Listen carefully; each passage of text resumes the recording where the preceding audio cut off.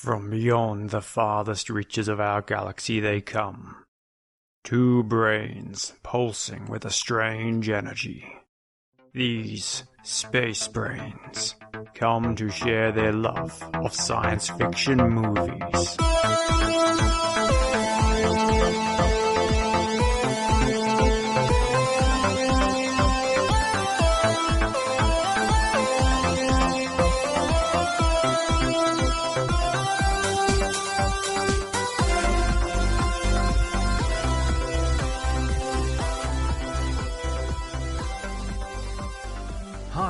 And welcome to Space Brains, the show where we joy-watch sci-fi movies and then talk about what was good and what was great.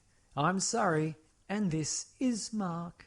Hiya, we're talking about science fiction film The Discovery. It's a 2017 film available on Netflix. In today's episode, we will reveal what we thought about the film, the ins and outs of the narrative and film language, plus a deep dive into a specific piece of science. I know I'm looking forward to Surrey's juicy science all over this podcast and that the filmmakers were proposing. The Discovery 2017 is basically about a scientist who reveals that there is an afterlife. And then we jump a couple of years into the future and really debate, is that the truth or not? Is it a good thing to know this, or is it a bad thing to know this? That's right. So we will not go any further without warning you. Spoiler warning! To stop this podcast and come back after you have watched it. Yes. You could watch it while we talk about it, but we might say something in the next 30 seconds that just totally ruins it. We will say something in the next 30 seconds. Yeah, now that I've thought that, this is what happened. No, I won't say it anymore. So yeah, warning, turn back and come back and tune back into what we are going to talk about, The Discovery. The Discovery was written by Charlie McDowell and Justin Ladder, and also directed by Charlie McDowell. And these two guys are a talented young bunch of filmmakers. And I say bunch because there's kind of these two and another couple of crew that have worked together on a few different projects before The Discovery. Name one of them. Oh, that was on IMDb earlier. I know, I can see in your notes that you didn't have any written down. No, so that's right. You're just trying to trick me. There's some TV in there and there's some movies. I don't know. No, I can't remember. It happens a lot, though, doesn't it? Where you get the one crew works together. Yeah. Yeah. You and I like working together. You work together, right? Yeah. We just haven't got a feature film out yet. No, one day. One day it'll be Space Brains the musical. Yes. So, Surrey, what was your number one takeaway from The Discovery? My number one takeaway, in The Discovery, it is implied that the large majority of suicidal people are agnostic or atheist. Okay. And they don't say that directly, except the premise of The Discovery is that there is an afterlife. Mm-hmm. And having had this revealed, the suicide rate jumps enormously as does. People are trying to get there. Which, of course, I'm not sure there's any religions out there which don't say there is an afterlife. So presumably, all those religious people who believe there is an afterlife, why aren't they committing suicide now? Well, I can speak from a Catholic upbringing that if you do commit suicide as a Catholic, you go to hell. This is a convenient little thing they threw into their religion, isn't it? There's a clause, isn't there? There's like the afterlife, heaven, and further to that. So that's the worst case scenario. But even if you're a saint, right, in Catholicism, you have to be a total saint to maybe make it in the door to the actual heaven place. All right. All right. So not everyone gets into heaven as a Catholic. They've got to earn it. They've got to be really damn good to kind of get there. And that's where they invented purgatory. So it's you worked all your life, you were married, you had some children. Don't know what that's either. Heaven. The afterlife. Pope. He's contacting us. That's who he's calling me. And next week on Space Friends, the Pope. The Pope. He's our special guest to talk about the afterlife. That's where I think they also invented the idea of purgatory as a good way of convincing the everyday person that, you know, the everyday person goes, I'm going to hell, but I have been good. And they're like, oh, yeah, you've been kind of good, but you're going to the medium place. And then if you're really good in the medium place, you might make it to the, you know, through the golden gates. In of course, the Discovery, it's after revealing there is an afterlife, presumably, like, because there's currently a suicide rate. There's a certain number of people that, for whatever reason, take their own life. But in the Discovery, that there is an afterlife, scientifically for sure. Yeah. The suicide rate, you know, goes up enormously. It's not clear as to whether that 4 million figure is only in the United States or worldwide. I think it's probably just the United States. I think it must be because it's not very big for worldwide. No, but that number goes right up. So that would mean that there must be a backlog of people who are close or considering or would not have a problem if only they knew that there was some place to go afterwards. Yeah, definitely. Which would mean that they weren't religious people. Because as you said, you're basic Catholic, and I remember I went to a uniting church school. Yep. And suicide is like a no-no. Like you don't get to heaven by killing yourself. Yeah, yeah. You get there by, you know, loving Jesus or something along those lines. Whatever that may mean per Christian sect. But it does, of course, mean though then that you'd think, okay, that would still be in place for your Catholics and your Christians and so forth. And I think most other religions have something similar that says, don't go killing yourself. Because you can't go tell me you've got this great afterlife, but you got to like earn it by staying alive. Yeah, that means that there's just a huge number of suicidal atheists. Yes, the only reason they haven't killed themselves is because they reckon there's nothing afterwards. And isn't it Jehovah's Witnesses? There's heaven, but only so many people get in, right? And it's full. And it's full very quickly, so that's why they go like desperately knocking on. Because if you really can convince people to become a Jehovah's Witness, like you're getting closer to the door or into the door of heaven, their version of heaven.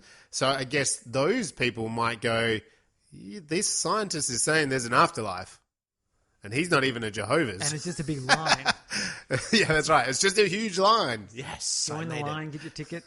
Off you go. I don't know. We're getting off the really specific thing that we like to talk about, which is science. Sorry. I also thought, though, that the number 4 million suicides was remarkably low. Because that's still only about 1 in a million. Yeah, I reckon that was an underthought. I don't think they thought that through. I had the same thought. Like, 4 million's too low. The guy's getting off the ferry, meets his brother, and there's a funeral. He says, there's another funeral. Like, yeah. Well, only 1 in a million people are dying. Like, that's right. The state of WA only has a bit over 1 million people in it. Yeah. So what, one extra person in WA commits suicide that wouldn't have otherwise? Yeah, yeah. Like, or even if you're saying, okay, so the worldwide suicide rate is about 800,000 people or something. So you're timesing by 5. So we get about 20 people. So we'd have like 100 suicides rather than 20. Yeah, well, because isn't like 4 million to America's population of like 350 million, isn't that only like 0.5% or something? 1%. No, it's a bit over 1%. 1%? 1%? It's not a lot. Like, it's certainly still smaller than most other death rates. Yeah. So I found that a little bit peculiar, but I would have thought, there'd be far more. There also would have been far more mass murders, I would have thought. Cause it seems that there's an American with a gun itching to shoot someone even now. But if they went, they're going to another place. I'm just, as the woman says in here, I'm just moving them on. Yeah. Relocating them. Not a problem. I would have thought there'd be mass murders or there'd be chaos. Yeah, and I mean, they mention, Isla mentions very early, doesn't she? Goes, isn't it, I can't remember actually the exact word she says, but she mentions how there was that YouTube group suicide of cheerleaders, right? And killing themselves. And it's like, yeah, I think there'd be and like, the point is she's saying, that's kind of anti-suicide, because it's like you're actually like celebrating suicide. So you think if people are doing that, the number would be a lot higher. You'd than also think 40. there'd be Like, suicide parties. yeah. But then also deeper than that, wouldn't there also be just more reckless behaviour? Risk taking. Like more risk taking? Because So- like, why would you, like, you go, I'm not going to wear a seatbelt, or I'm not going to, like, who really cares? Like, I'm just going to... I'll go base jumping. Yeah. Normally I wouldn't because, geez, it's dangerous. But Yeah, Yeah. I'll walk a ledge, like I'll walk along a skyscraper ledge, See what that's all about. Just see see if I can handle it, and I'll just like drive my car really close to a broken edge in a mountain or forest or something, and just be stupid. I guess for the sake of the film, that they weren't aiming at it, because you'd almost get a post-apocalyptic sort of vibe. You wouldn't would, where yeah. religious cults would start up, Yeah. which is almost what happens here. Yeah. And then you would certainly get, you'd think there'd be riots and... I did get the all vibe, sorts and of I craziness. want to talk about it a bit later, but when we start sort of the analysis in film language and stuff, but how, like you're saying that, but I got the vibe that they were putting out, like when Will, Jason Segel's character, is introduced on the boat. And like it's like he's the only one on this boat, and I get like it's not summer season going to this island or whatever, and it's obviously really cold. But the vibe very quickly felt like it was pretty empty. Like things were down, things were not really happening. So it almost could have been a bit post-apocalyptic. It could, I suppose. I mean, it's pretty good. But with anyway. that in mind, though, Mark, hope, warning, or an experiment? I think this is just total experiment. Isn't this Experiment? just No like hope? obvious experiment? I thought it was pretty hopeful, actually. You reckon? Yeah, like the ending, it had a bit of a hope there. It's had this challenge of, what's the meaning of life? Yeah. Is there, is there an escape from the sadness of depression? Mm-hmm. And so forth. It didn't have, the overall vibe was not, was a bit dark. It had that similar feeling to, like, say, The Lobster or that other film we watched recently that likened to but I can't remember which one it was. But anyway, it was only like a couple of films ago. Freaks? No? No? like maybe Brother from Another Planet or something. Anyway, but it had the same sort of dull vibe. But when you look at the theme of the film, it's at the end, and I thought it was pretty hopeful. Yeah, I reckon that there's a bit of hope at the end because when the realization is that the afterlife is actually alternative universes of our current existence, and then he's spent his whole time trying to save her, and he does, but then he kind of then also remembers her in this next version. That's kind of hopeful and upbeat. But I just think that if you take the premise of the story, I think it's just a massive experiment, really, because it's literally just saying to us, well, what if we did discover this truth about our universe? Because that's the big thing, isn't it? Like, what happens after we die? No one can actually effectively said that. I actually just watched, there's a doco-series on Netflix about this. So I think it's about 4 or 5 episodes, and they delve into things like mediumship, people that come back from the dead. What are they called? Can't remember what they're called. Zombies. Like people have near death experiences and what that experience is like, and then mediumship and the different types of mediumship. The chanting and the chucking in the cards and the healing, and just like they kind of like do a whole bunch of that stuff, and also past life. They have a child that can remember this whole life. Yeah, right? I've read a few of those sort of stories. Yeah. So anyway, that's the series about that. So, but the thing is, you watch all that stuff, and they have all these different experts, doctors, everything saying all sorts of stuff, and people swearing by stuff that happened to them that no one could know. And you're like, I'm open to that. I'm not against that. But then you also go, but there's no proof. Like, there is no proof. There's no way of measuring or determining it is the issue. So imagine if we lived in a world where one day Elon Musk came out and said, I've got proof of the afterlife.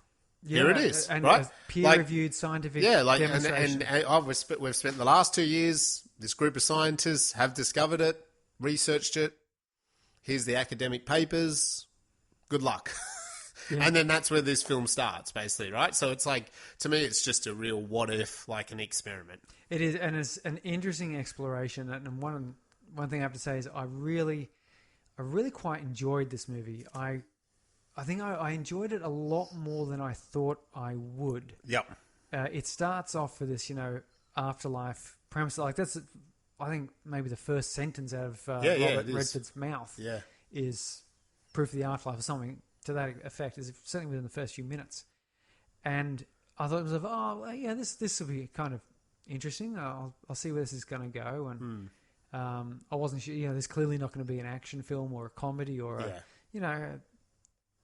I thought this be something to unravel.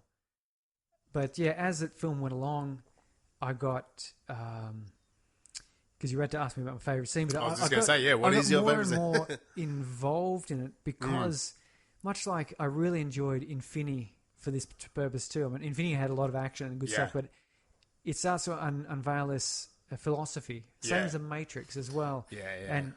And got me thinking. Anything that makes my brain think like that. The Platform was another one. Yeah, the Platform. Yep. Not a lot happens in The Platform, but everything that happens makes you think and wonder and question and The Lobster is another one that does it. The Lobster and I'm goodness me trying to remember what the more recent one was that was like this. I'm in District 9. Yeah. Prospect. I mean, a lot of these movies have the same replicas. The thing that I really like about some of these is the fact that you've got to think. And this movie here, it built up the thought and it followed these paths. It never went hysterical or over the top or, no one was, deranged. There was none of this kind of, ridiculousness that could have easily gone through this film. Yeah. And that really appeals to me because I'm not I like my ridiculousness to be supposed to be ridiculous. Yeah. I love my, Leslie Nielsen films back when he was doing those things and those various National Lampoons stuff. I love all that sort of stuff. But when you're trying to do something like this and you get ridiculous, I just don't like it. And by the end of it, I fell in love with this film and more so than just joy watching it and enjoying it for the film and the art. It really left a mark on me, made me think about things. I really liked that. Yeah, definitely. So the favourite scene was most of the scenes with Will's brother. Toby. Yeah, Toby, because he was such an interesting character. He was, wasn't he? Because he exemplifies so much of what I was just saying there about not being over the top, not being ridiculous. He could have been a caricature, there could have been a whole drama about, he's the idiot one, and because Dad's this brilliant scientist who did this, and Will's a neuroscientist who helped with this, and that sort of raised a little bit, but it wasn't really much. But the whole way through, he was just kind of, it's just really interesting because he didn't go all drama queen or all caricature of the idiot brother, and he wasn't.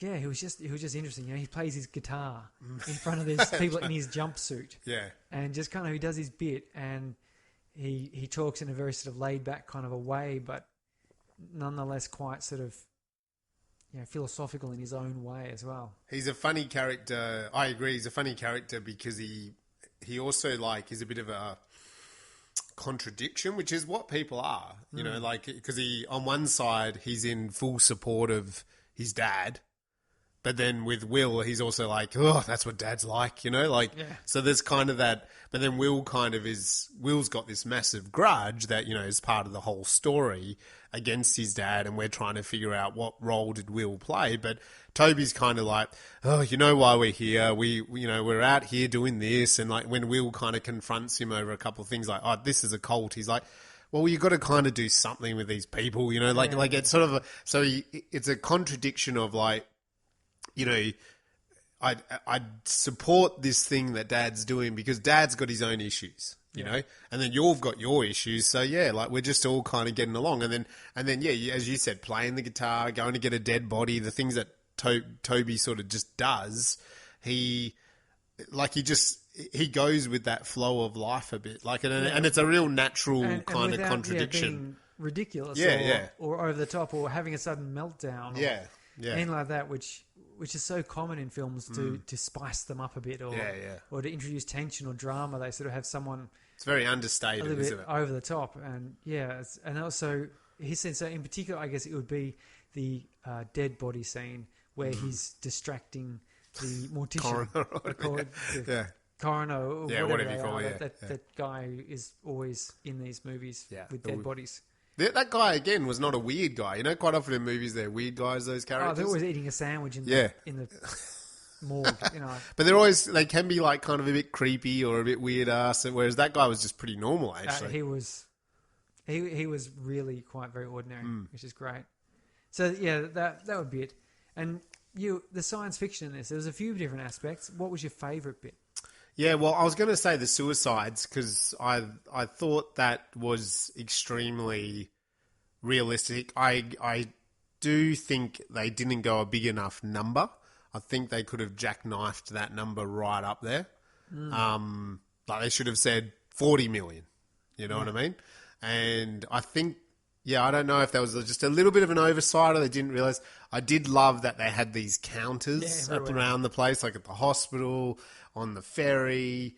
Was it at the graveyard or at the morgue or whatever? Like they just seemed to have those numbers everywhere, and they were like a telethon counter, weren't they, of money? You know, like the news ticker at the bottom of the TV. Yeah, I don't know, it's bizarre, but I liked that. But I just felt that I understand what you were saying, everything about religion and everything before, but it sort of made a hell of a lot of sense to me that people would just go, oh, yeah, because I don't like this life. I'm just going to give another life a go. And it's funny, I'd never thought about it until afterwards, and I was kind of putting some notes together that actually really, it's clever in the writing of this film.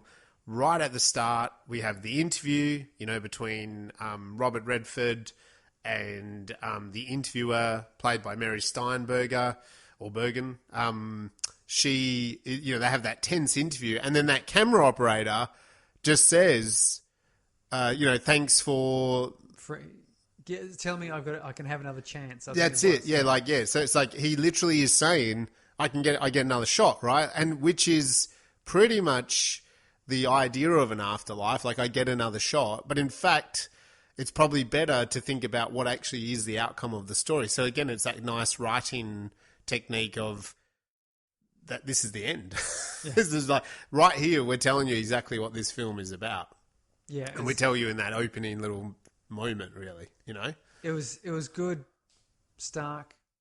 Yeah. Yeah. So the science of it, I like that.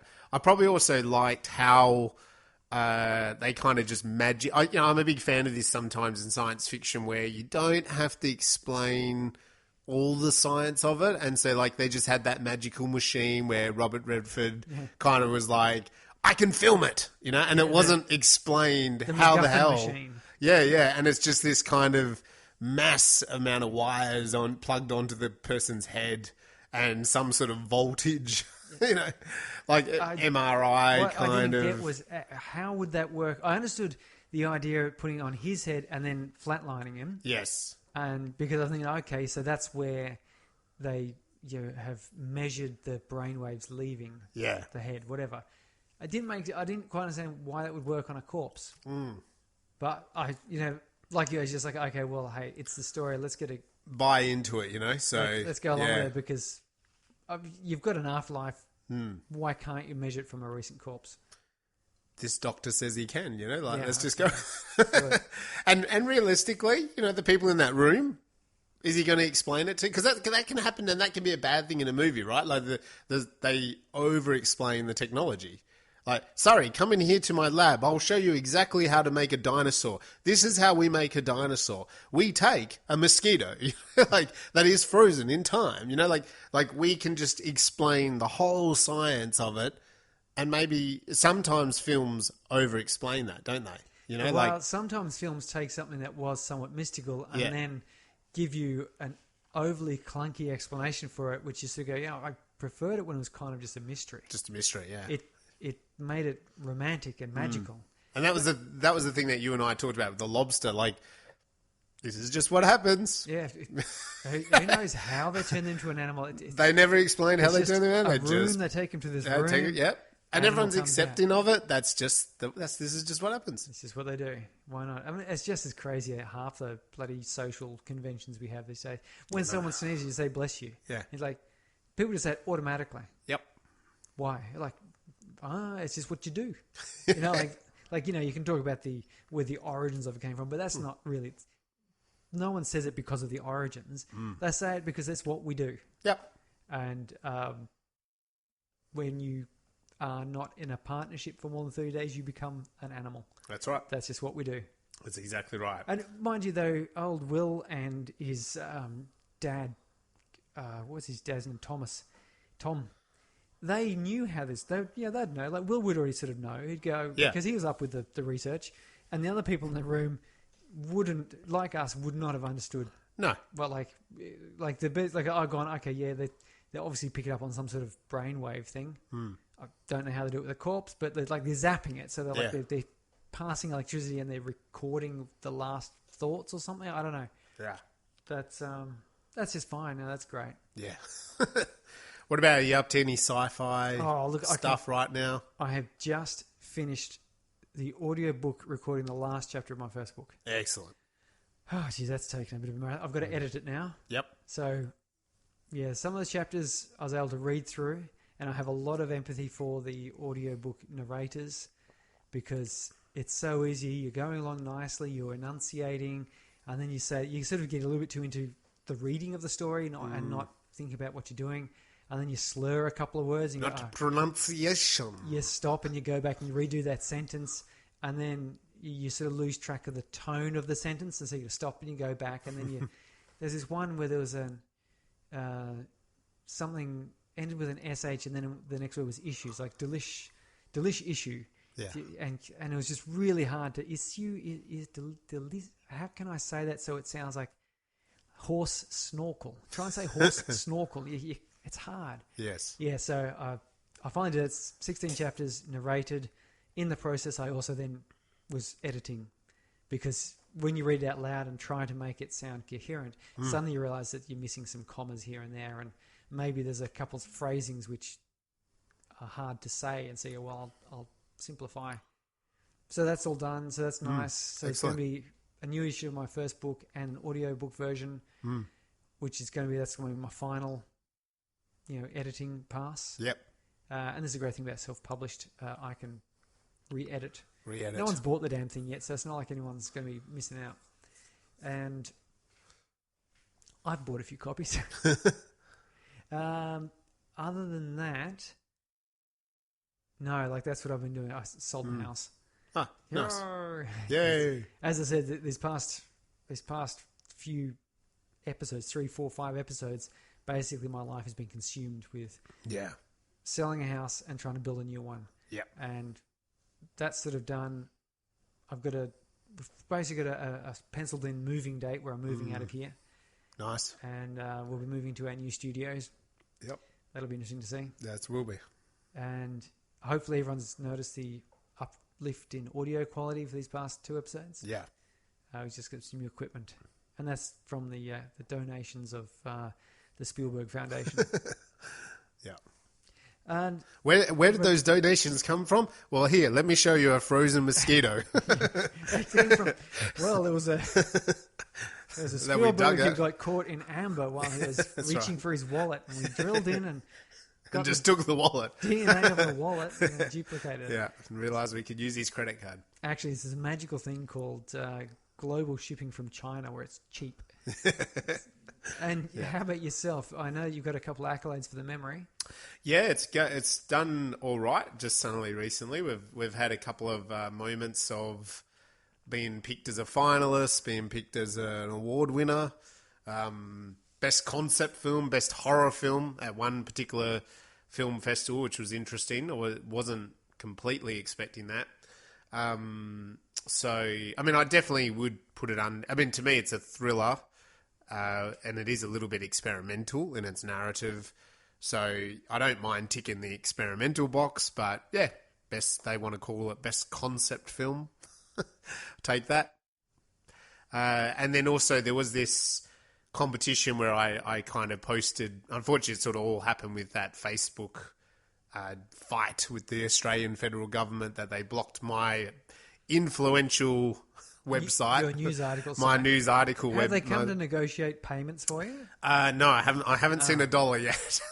But they've allowed me back on their platform, so maybe it's all fair. But yeah, that all happened. But there was this other competition festival, Liftoff, which is like a global film network, and to kind of get past the first stage, it was like about 100 films. It was an audience vote, so you had to pay $10 US, and then that gave you the right to vote for my film. You could watch my film and watch all the films actually for $10, and then vote for them. And if you did, then we kind of got bumped up, and yeah, we actually somehow managed to sneak in to I think it's like the top 10. Oh, nice. And there was definitely, like, each day they were emailing saying, the percentages of votes and stuff. And ours was kind of lingering there, quite low for some time, and then it just jumped up. So we got a couple of votes right at the end. So that's good. But the benefit from that actually is this Liftoff network, which I looked into previously. Like, you can become a member, and it's, like $100 or something. And then you get access to, like, they have festivals all around the world that are all under their umbrella. Whereas I think I'm led to believe that being a finalist for this now means that I can enter all of those competitions.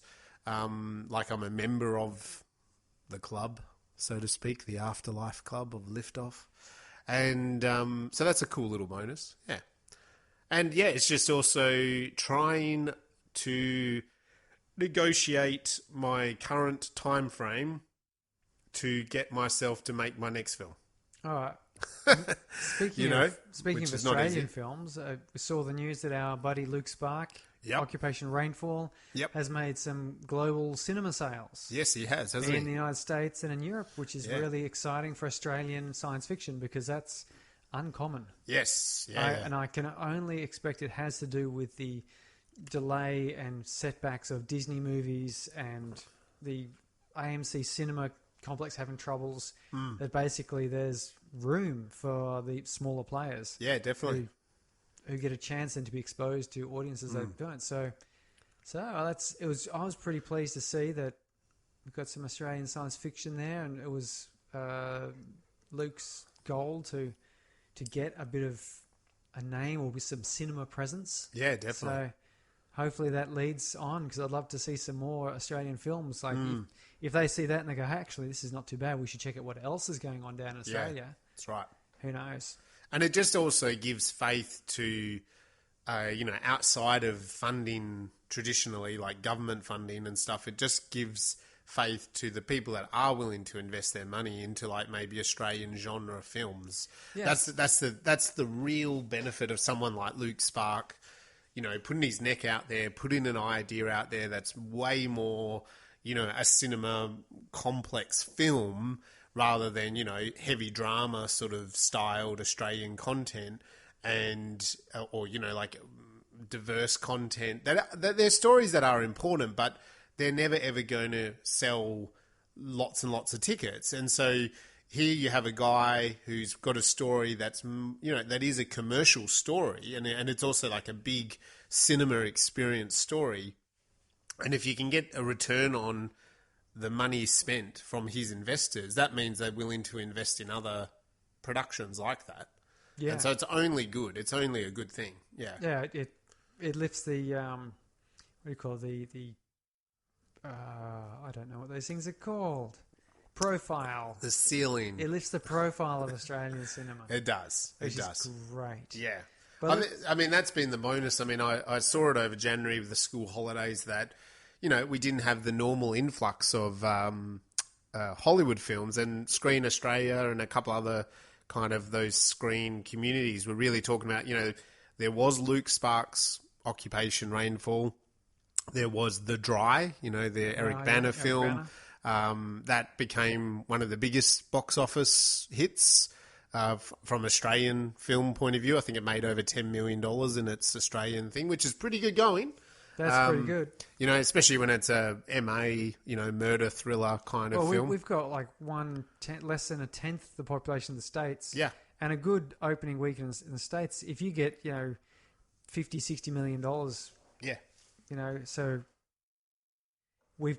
a 10 million take would be the equivalent of like a 100 million take in the States. Yeah. Which is pretty decent. The benefit of no COVID was because there was that one. I think there was Penguin Bloom, and there was Occupation, and there was another one as well. Oh, my brain's running a bit dry on it, but something Open Country or something. And they were all kind of pretty small budget Aussie films. Those ones, The Dry and that, and they all had a pretty good successful run, at the box office. And Australians seemed to be willing to pay for them as well, which was great to go see them. So, yeah, you need more and more of that, obviously, all the time. And it is hard when then they come up against Thor or something and the advertising revenue that those films can produce. But, the more that those films are doing well and making money, again, it's just that cycle of supply and demand and investment and returns, isn't it? Absolutely. And I think the streaming services, particularly because now like Disney has streaming, and they actually came out and said that this is the new normal for cinema now. Yeah. The new normal for cinema is a streaming release, a box office release, however you want to watch it. It works fine because Disney will win with their Marvel films and shows.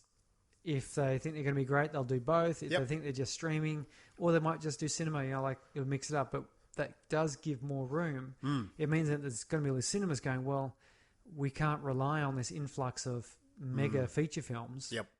We can start looking for more, we do more risk taking. Yeah. Which should be good.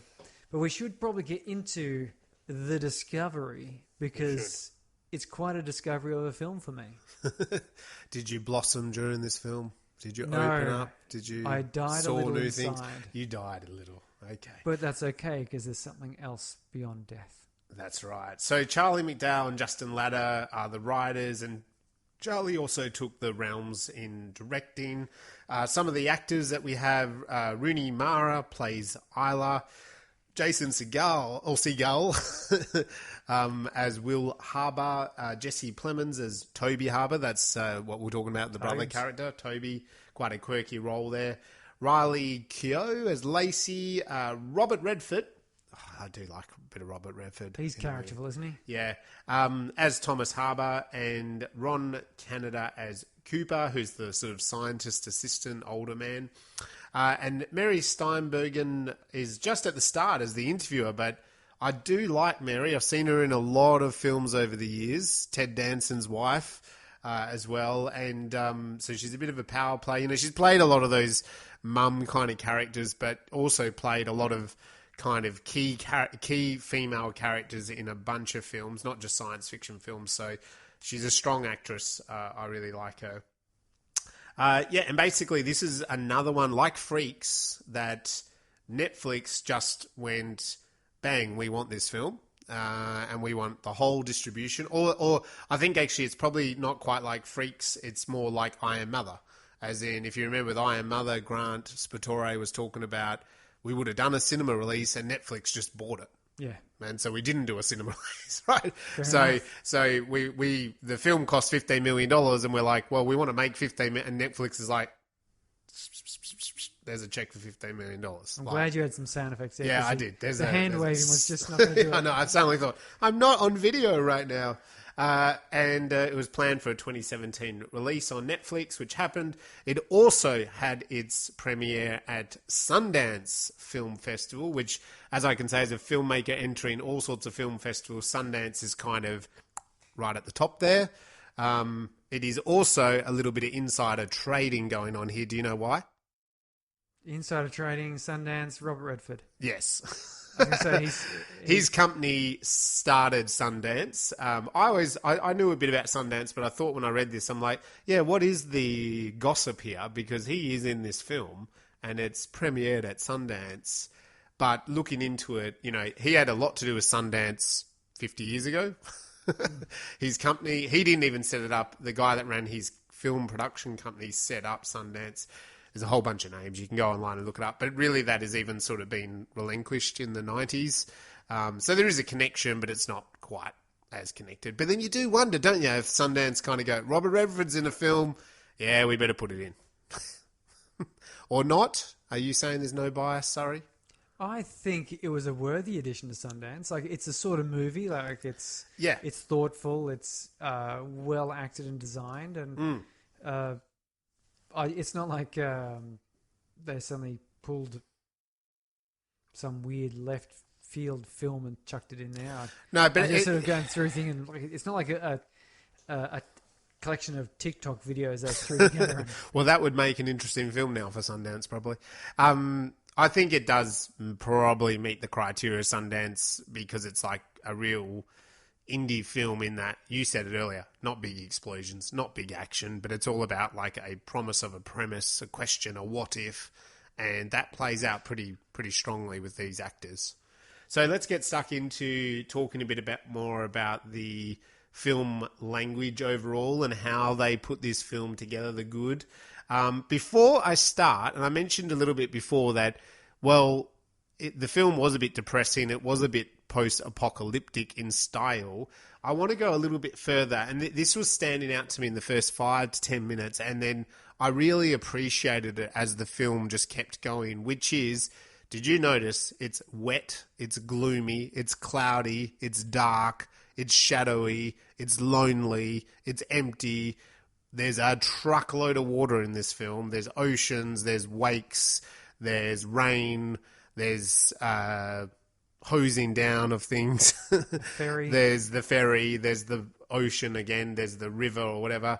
And like, I noticed this very quick, and things are wet, like the windscreen is wet and the road is wet, and they cross Isla and Will at one moment. They're having a scene where they're returning the body, they cross a river. Park. In the car park is a big puddle. There's puddles. Very specifically, the truck splashes into this puddle and stops. Yes. Where getting out, you're going to get wet. Now, so that's one thing. So it's all dark, gloomy, wet, rainy, all that sort of stuff. What does water symbolise, Surrey, in sort of film literature and that? I'm putting you on the spot water here. Water symbolises... Well, I would suggest water is of the river Styx. The ferry crossing they do at the very start, in fact, which, as we learn later on, is literally his repeat point on death. Yeah. He's crossing over the to continue his continuous afterlife. Yes. So traditionally, I mean, look, water symbolically can be stuff to do with, refreshing your oneself and that kind of stuff. But you've hit the nail on the head. It's traditionally, especially in films, been used as a crossing point from one world to another. And I mean, it's symbolic, isn't it? If you cross from one side of a river to another, like on a boat or a ferry or a bridge, you are kind of crossing from one side to the other. But in films, you might have someone like drowning in a bathtub and then they cross over to the afterworld or whatever, right? And films have done that. So yeah, I think in this film, all that water is about the crossing over, the afterworld and all that kind of stuff. There is not a science fiction film that is quite similar, and I do wonder, and it'd be great if Charlie or Justin could answer this question for us. There's a really old film. This is going back. It's a French film called, I think, Le Diabolique. There's my French accent. I would have be Le Diabolique. Oh, Diabolique. Okay. Or just translated to Diabolique. Diabolic, all right, which came out in 1955. It's a great horror thriller film where kind of, you have like a love affair going on between a principal and his assistant, or I think she's a teacher by memory or something, and then his wife, and they kind of plan to kill the husband, and then it's sort of like the whole thing's a trick. I won't give it away, but there's this sort of double crossing going on. That's what I'll say, right? But it is such a good film because it's just saturated with water the whole freaking film, right? There's just water all the way through it. It's raining, it's wet, it's gloomy, things are wet. There's a pool in the school that's like gross and dirty and all this kind of stuff. So it's like when they drive, it's raining. So when I was watching this in the first 10 minutes, I was just like, oh my goodness, they're connecting back to that film. This film was remade in Hollywood in 1996 with Sharon Stone as one of the characters. And that's a pretty cool remake, but go back and watch the original if you have some time. It's nothing to do with science fiction, but it's a good kind of connection.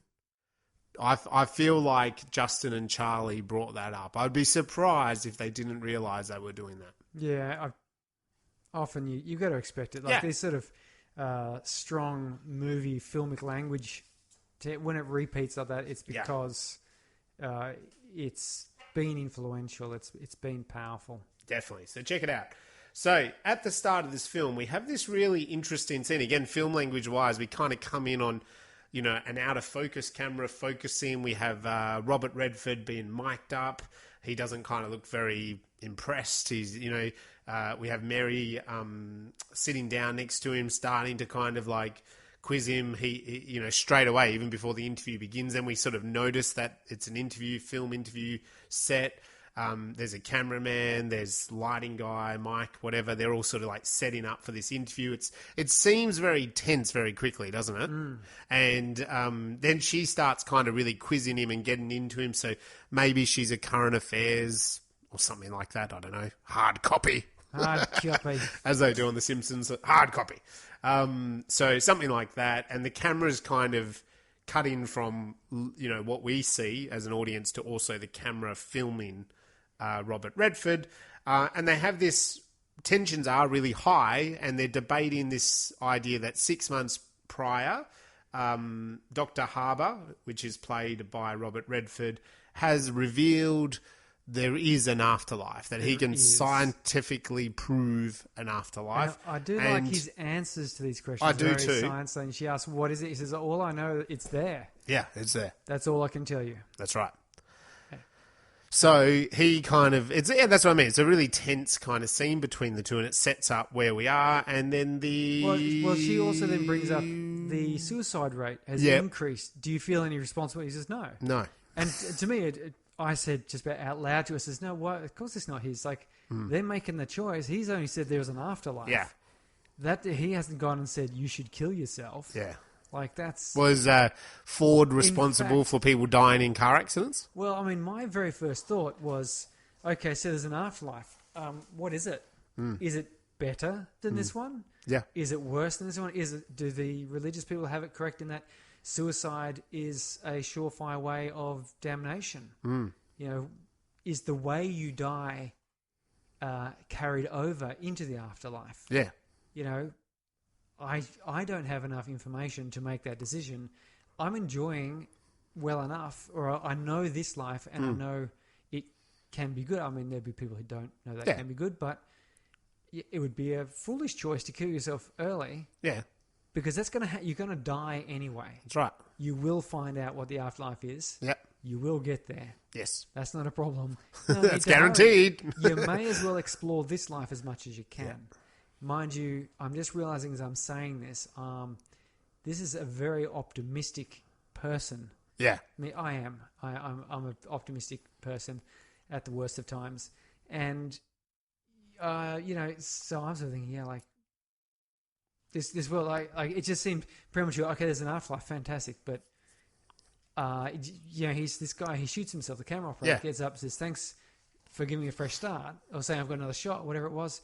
And then I wanted to stop and say, whoa, how do you know you're getting a fresh start? Yeah. How do you know your afterlife isn't just you repeatedly shooting yourself in the head?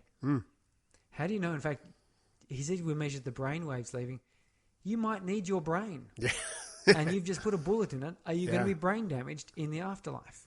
Would you be better off if shot yourself in the heart? So anyway, I think it's fair enough for him to say, no, why would I be responsible? He's not responsible at all. So we go to the wake of a boat, And I thought, oh yeah, the wake. The wake is very symbolic, isn't it? You know, the white frothy thing behind a boat.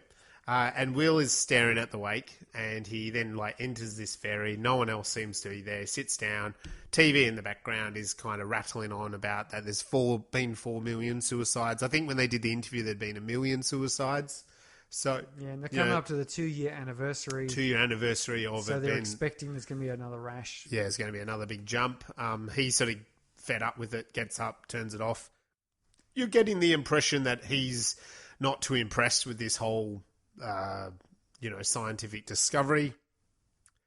A woman calls out that she was listening, and she's kind of a young, blonde, pretty dishevelled, hot mess. Yeah, immediately.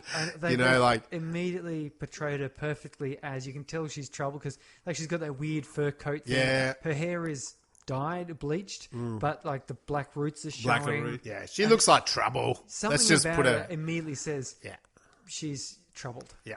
Like, I don't know whether it seems... It's a stereotype, I think. It's a terrible stereotype, isn't it? But that's what you got to do. You got to introduce things quickly, don't you? So Will comes over. They kind of strike up an awkward conversation. He reveals a couple of things. One is that he's a neurologist. He sort of doesn't really agree with this suicide idea. He doesn't really know about the afterlife. She is sort of saying that she doesn't agree. You get the impression from her, I got the impression pretty quickly that, like you just said, she's a troubled person and she's kind of a bit bitter that everyone's just killing themselves because there's going to be a better life. Yeah.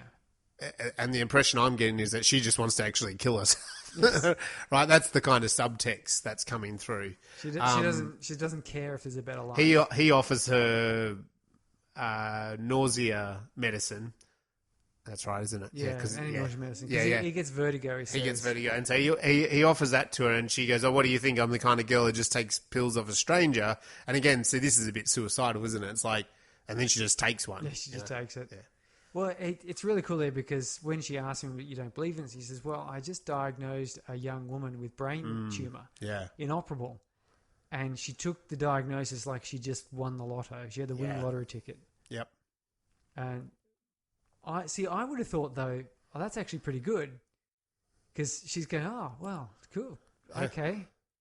I don't, I'm going to die. And I've got somewhere to go. Like, I would find that very comforting.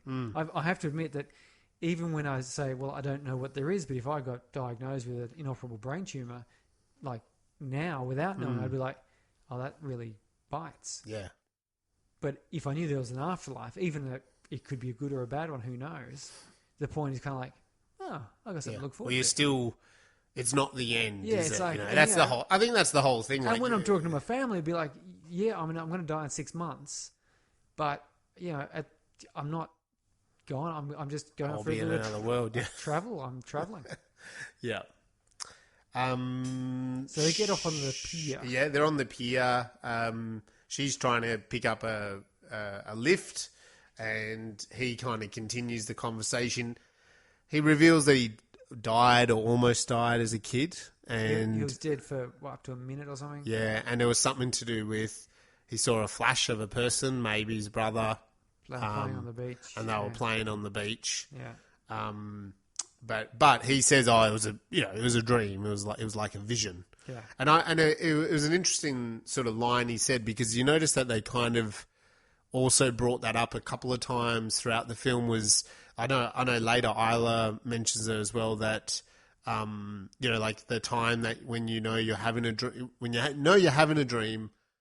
But you can't get yourself out of it, sort of thing, And I think even Toby mentioned something about having a dream as well. So it's sort of like there's 3 or 4 times where they also bring up the factor of dreams because everything you say with the afterlife, it could just be dreams, couldn't it? Your mind function. That's the thing. Going back to what I said before about people that near-death experiences, there's no proof that they go down. They talk about, I was floating above myself, or I was going down a corridor and there was a white light and there was my nana at the end. That all could just be your brain dealing with the situation that you're dying. Yeah, you're basically going unconscious. And that's your subconscious just coming through, which is the same thing that can happen when you're dreaming. Because every now and then you have those dreams that are like crazy ass dreams, right? We all have them. So she leaves. She gets a ride. Hot girl theory, which is so true. I'm surprised that 3 cars went past her, to be honest. Yeah. You know, who was driving those cars? And the guy that's like picking her up, he's on the phone. Why would he pull over? Then here comes your favourite actor, Toby. Tobes rocks up. Tobes comes along, and it's a bit of a beat-up old truck. It's not like anything flash. And picks him up, and they get in, and they sort of talk a bit, Dad, and this is where it's revealed, actually, Dad is Thomas Harbour. Yeah. Because Will interviews himself, introduces himself as Will Robinson. Yes. Which is from Lost in Space. Danger, Will. That's right. Yeah, it's quite funny, I thought. But yeah, and they go along and they have a little chat, and you get this kind of relationship between the brothers, a very brother relationship. It is, yeah. They don't hate each other. They're not. They're just kind of. They're really familiar with each other. Like, they're just very. They've been around each other a lot, but they're not like, high-fiving and hooting and hollering and talk about all the good times. But at the same time, they're not antagonistic. It's very much like when I get picked up my older brother. We're friendly. We know each other. We've been brothers all our lives. We know each other. It's... I know you. You know me. It's good. We're comfortable. It's, nothing... It's far worse. Yeah, like there's no problems, and it's sort of, you get they go off the path and through like a gate, and they come across. They pass that funeral as well. The funerals I've seen, been to so many funerals, and also Toby's like lighting a cigarette, not driving, bit dangerous. That's what I was saying about people. I reckon would start acting way too dangerously. Yes. Not necessarily. I think this is the thing. People would commit suicide, definitely, but far more people would just act more recklessly. Oh, yeah. Well, you wouldn't have that saying, "Oh, I could have died." Oh, yeah. That'd be interesting. Yeah. Wonder what that's like. It's, I think, I don't know, no one pointed out this film, but I'm reading a bit about life and death and so forth. One of the problems is it's very rarely that people are just in binary states of life or death. There's usually degrees of death. Yeah. And that's where the issues lie. Being dead's not a problem. No. Being alive's not a problem. It's that in-between point where you're sort of slowly being crushed by the boulder, or you're in the car accident bleeding out. That's the bad part. That is. But they go through the gate and they come to this mansion, which is it's a magnificent mansion. Yeah, it is. It's on. It's like a castle, isn't it? It's like the Carey Mansion or something. Okay, it's used as a school for a bit, and it's been in a few different films. The original Great Gatsby was filmed next door. Right. I thought that was a bit funny detail to point out, but so it's in some of the background shots. This freaking mansion, and Will is like a bit surprised at this. What is this place? Crazy, because he's you can tell he's a bit questioning about his dad. He's not. Yeah, he's wondering about his dad, what's going on, but they get out. And they go along, and there's people in jumpsuits tending to the gardens, and the different colour-coded jumpsuits, which again makes Will a bit uncomfortable. And comes into the lab, and Dad, Dr. Harbour, is medically dead. Medically dead. Oh yes, he's got the laser beam across his face and everything. And he sort of jumps to kind of maybe resuscitate him, and they're like, no, it's okay, it's all right. And they're sort of testing his mind, and then they're re-shocking him back. And Will's not too impressed with this sort of testing. And anyway, so he then walks off, and then he's sort of walking around the facilities a bit. And I think it's with Toby that this is where he kind of goes, well, this place is a cult. Yeah, like no. There's grades and... It says there's grades and ranking and pyramid. And pyramid the scheme. Suits and got to keep people, gives them purpose. Yeah, well, I think that's what Toby says, doesn't he? He goes, oh, these people are going to, some of them tried to commit suicide a couple of times. Like we're giving them. They're all here because they've been affected by the discovery. Dad questions why Will has returned. So a bit of a sort of reveal there as well that Will had something to do with the experiments to begin with. And he also reveals that Will was actually, the original inspiration, which this really pisses Will off. Because, again, he's like... that question in the interview about... which you said, his answer was, no, it's not my fault that they're killing themselves. Like, more Will at this point is going, no, it is your fault. You showed them the door. Well, I think also, Will probably feels a bit of responsibility. Yeah, so he's kicking the dad. Yeah, and he comes anyway. He's out there looking at the beach, and he notices down on the beach a woman. It's Isla. Which kind of like he goes, oh, that crazy, crazy woman. She's loading weights, and then she's loading weights into his backpack, and she realizes what she's about to do, which she walks into the ocean, further and further out. So he runs down and jumps in like a good hero, and has to. And I like this because. The way it's shot is kind of like really at water surface level, and Will really struggles to save her. And, he's a big dude. Yeah.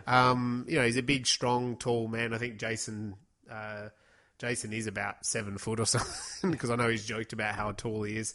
But, he's a big guy, and she's no way that size.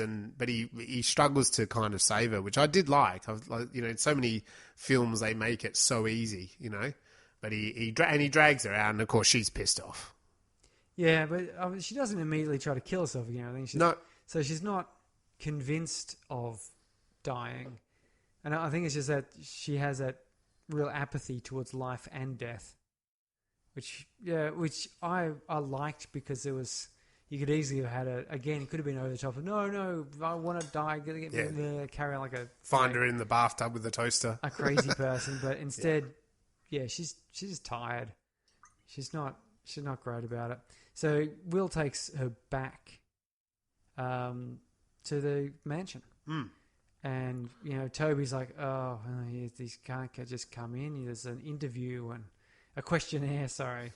And she's wearing like a grey jumpsuit with a V on it.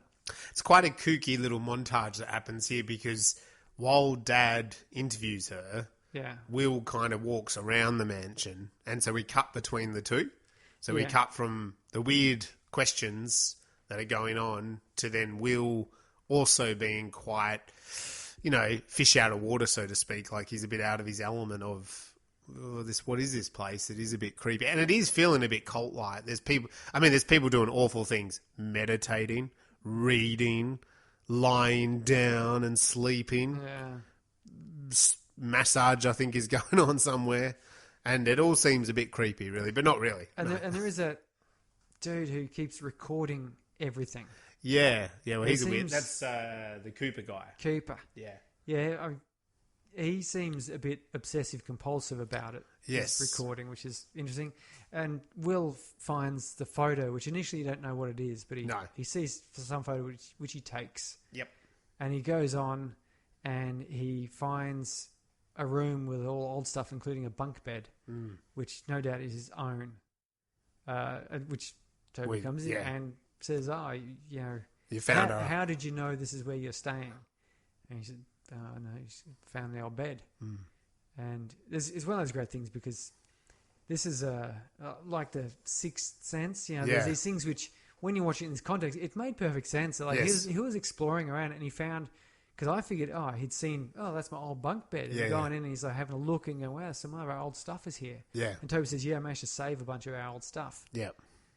Which is sort of a strange insight into Toby there, that he'd keep the childhood bunk bed, and although he doesn't sleep there. No, but anyway, so it totally makes sense then, which is one of these great things, because at the end when we get that reveal, it also makes sense in the light of the revelation. Yeah. So Isla passes the test, because she had some weird ass answers as well back. She was a bit kind of bouncing back with Dad. Wasn't so kind of just depressing kind of situation.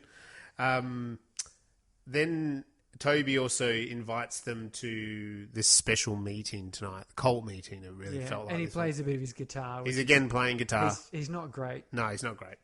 And there's a room just with a few people, and Dad makes mention of that. Like, you're the special few. I wanted to give you a little insight into something. And basically the clincher is that he can record the afterlife. Yes. which everyone's like, Oh, that is pretty cool. It is, I know. That's what we want. It's what Elon Musk would want that. That's what he would pay for. Well, it'd be interesting just to record people's afterlife and like it's a new reality show. That would be great ratings. And yeah, I'd watch people's afterlives. It'd be amazing. This week on Netflix, Afterlife. Yeah, well, you have to have some pretty zany afterlives to be entertaining. It would get crazy. So although he's revealed this, in the next scene, the kind of group of them are standing around discussing it, and with Will, the neurologist, now his expertise comes up, and it's basically determined that you can do this, but if you go under for that long, you're going to be brain damaged. You're not coming back. Because he's been doing it so far, and he says, frankly, I'm surprised you haven't suffered brain damage or died already. Yeah. Which is good because, again, even when he walked in on them and going, oh, no, don't touch him, we'll bring him back, it's like, yeah, you do realise it's not like that. Like, it's... Like, you only have to do one basic first aid. I did first aid training in first aid management for many years. It's like, yeah, you're lucky to bring people back. Like, yes. It's not that easy. The Just like... and all the rest of it. Like, no, the defib is really powerful, and it's as long as you keep oxygen... Like, I know the theory as long as you keep oxygen going, but a man of Robert Redford's age, the risk factor... of being able to just like put him out for a couple of minutes and bring him back. You need all of the drugs and the other support and yes. But it's not, we're not as well, like as humans we're not machines. Like you can just, that's it, your heart's not coming back this time. Well, that was the whole thing about Frankenstein is what is the spark of life, because when you switch off someone's heart, for example, you could say they're dead, but they're not, because there's still a bit of oxygen and glucose in the brain, and it stays alive. And if you chill people, they can stay alive for like a couple of minutes. Yeah. And then, as you said, you then start flowing blood around, get some oxygen. They can go for quite a while. And if you can then hit them some adrenaline and some other little drugs they've got, and then zap their heart at the right place, and you've got a chance of bringing them back. You've also it is only a chance. It's not. It's not a certain, like, don't go around the place flatlining yourself thinking you just see the afterlife and come back. That's it. That's really quite a foolhardy thing to do. Can I just say on that note, this film, these sort of moments, and I had the thought when I saw it, and it's one that maybe we need to bring into Space Brains in the future, is Flatliners. Do you remember Flatliners? Yeah. Keith Sutherland, and it had the Rat Pack of the 80s in it. Emilio Estevez and... I'm just trying. There was Julia Roberts in it, maybe something like that. And there's a group of those kind of key '80s actors, and that they're sort of doing a similar thing. They're flatlining themselves to find out about the afterlife, aren't they? There was a remake. Was it? More recently. Right. Okay. I'm in the dark over that, but okay. But we probably should go back and watch that original one at some point. Yes. And it was reminding... It's a bit similar, this film, to that. I immediately thought of Flatliners as well, when the Aries on the slab and they're bringing him back. Because it's the same thing. They want to find out what it is to be dead. Yes. Yeah. So anyway, yes, Thomas says there's... okay, so you're going to be brain damaged. We can't go any further. And this is nice, again, where... Again, it would have been easy to do the drama of, no, I have to do my discovery. I'm this crazy person who... is obsessed, but he wasn't. He went, okay, well, if I have we need a cadaver. Yeah. And then, what was it? Isla says, I might have a cadaver idea. Yes, Yes. So they rush down to the morgue, and this is where we to the morgue. That's right. And Toby does the good thing of going in and speaking to the very mild-mannered, normal mortician, whatever you want to call him. Yeah, you skipped over the revelation that Will's mum committed suicide. Yes. Yeah. Well, he also... Will had said that she died, but then Toby says, she killed herself. Yeah, that's right, on the way to the morgue, yep. Yes, and thus explains Will's dislike of all the suicide. Yeah. To him it's more complicated. So they go into the morgue. Toby pretends he's looking for his friend, convinces the guy to kind of have a look at some John Does. They're not there, but then when he leaves, he sort of sticky tapes the lock so that Will and Isla can come in and take a body, and they do. Yes, they go and they take a guy called Phillips. Phillips. Mr. Phillips. Connor was his dad. I can't remember what his name was. Yeah. Phil Phillips. So he had a heart attack. He'd had a heart attack, so he was a perfect candidate. Yes, no brain damage. So they take it back. This is where Isla also says, I don't want to stay in my room. I'll stay with you, on the top bunk. Oh, yeah, they kind of now have a little bit of a relationship going, and this sort of scene is probably pretty pivotal to their relationship, that they connect more. A bit of a heart-to-heart. She says she lost... Is this where she says she lost her son? She fell asleep just for a moment and then he was gone. Yep. So it didn't go into any detail of what that was. Yes. And she also indicates that she has no lust for life. She's got no interest in life. And that's the same thing. She's not particularly interested in death, but she's like, but maybe at least I don't have to be here. Yeah. And this is also like, he reveals that the mum killed herself because Dad, Robert Redford, was not really paying any attention to her. He was working too much. And so their relationship was sort of, on the outer. She also kind of debates the idea of like, well, if there's an afterlife for humans, what about pets, animals? And what about children? And what about children? That's how the scene ends, I'm pretty sure. It's just like, what about kids? And there's no answer to that, And anyway, so the corpse is then being tested on and tested on and tested on and tested on and tested on. I like how he was like, again, Toby, again, Toby, again. Aziz, light. And there's just like flat lining the whole time. There's nothing. And he walks off in a bit of a stink eye, doesn't he? Oh, yeah. And Toby's not like, impressed. Yeah, whatever, they all leave. Yep. And I thought that was just a bit of a... I wasn't sure where that was headed. Like, is this just going to be more character drama now? Yeah. But nicely enough, he says you need a new corpse, and they're going to take, they're going to have to take the old one back, of course. But Will sneaks in, and he comes in. So I presume he'd taken something out, right? Yeah, because he had some kind sort of cable plugs thing in the video bit. Replugs in. And when he does that, he suddenly gets a piece of video footage kind of rolling along. Yeah, and he doesn't see it at first, which is quite frustrating. He's starting to undo the straps. He's going to pack the guy up, and I thought, she's going to miss this. I want to know what this is. Yeah. Because suddenly it's suddenly to me, it was like, so it's not just going to be this sort of somewhat dreary and depressing character drama between Will and this suicidal woman. There's going to be a little bit more interest to it. And as I said, like, I didn't think I was going to like this film as much as I did.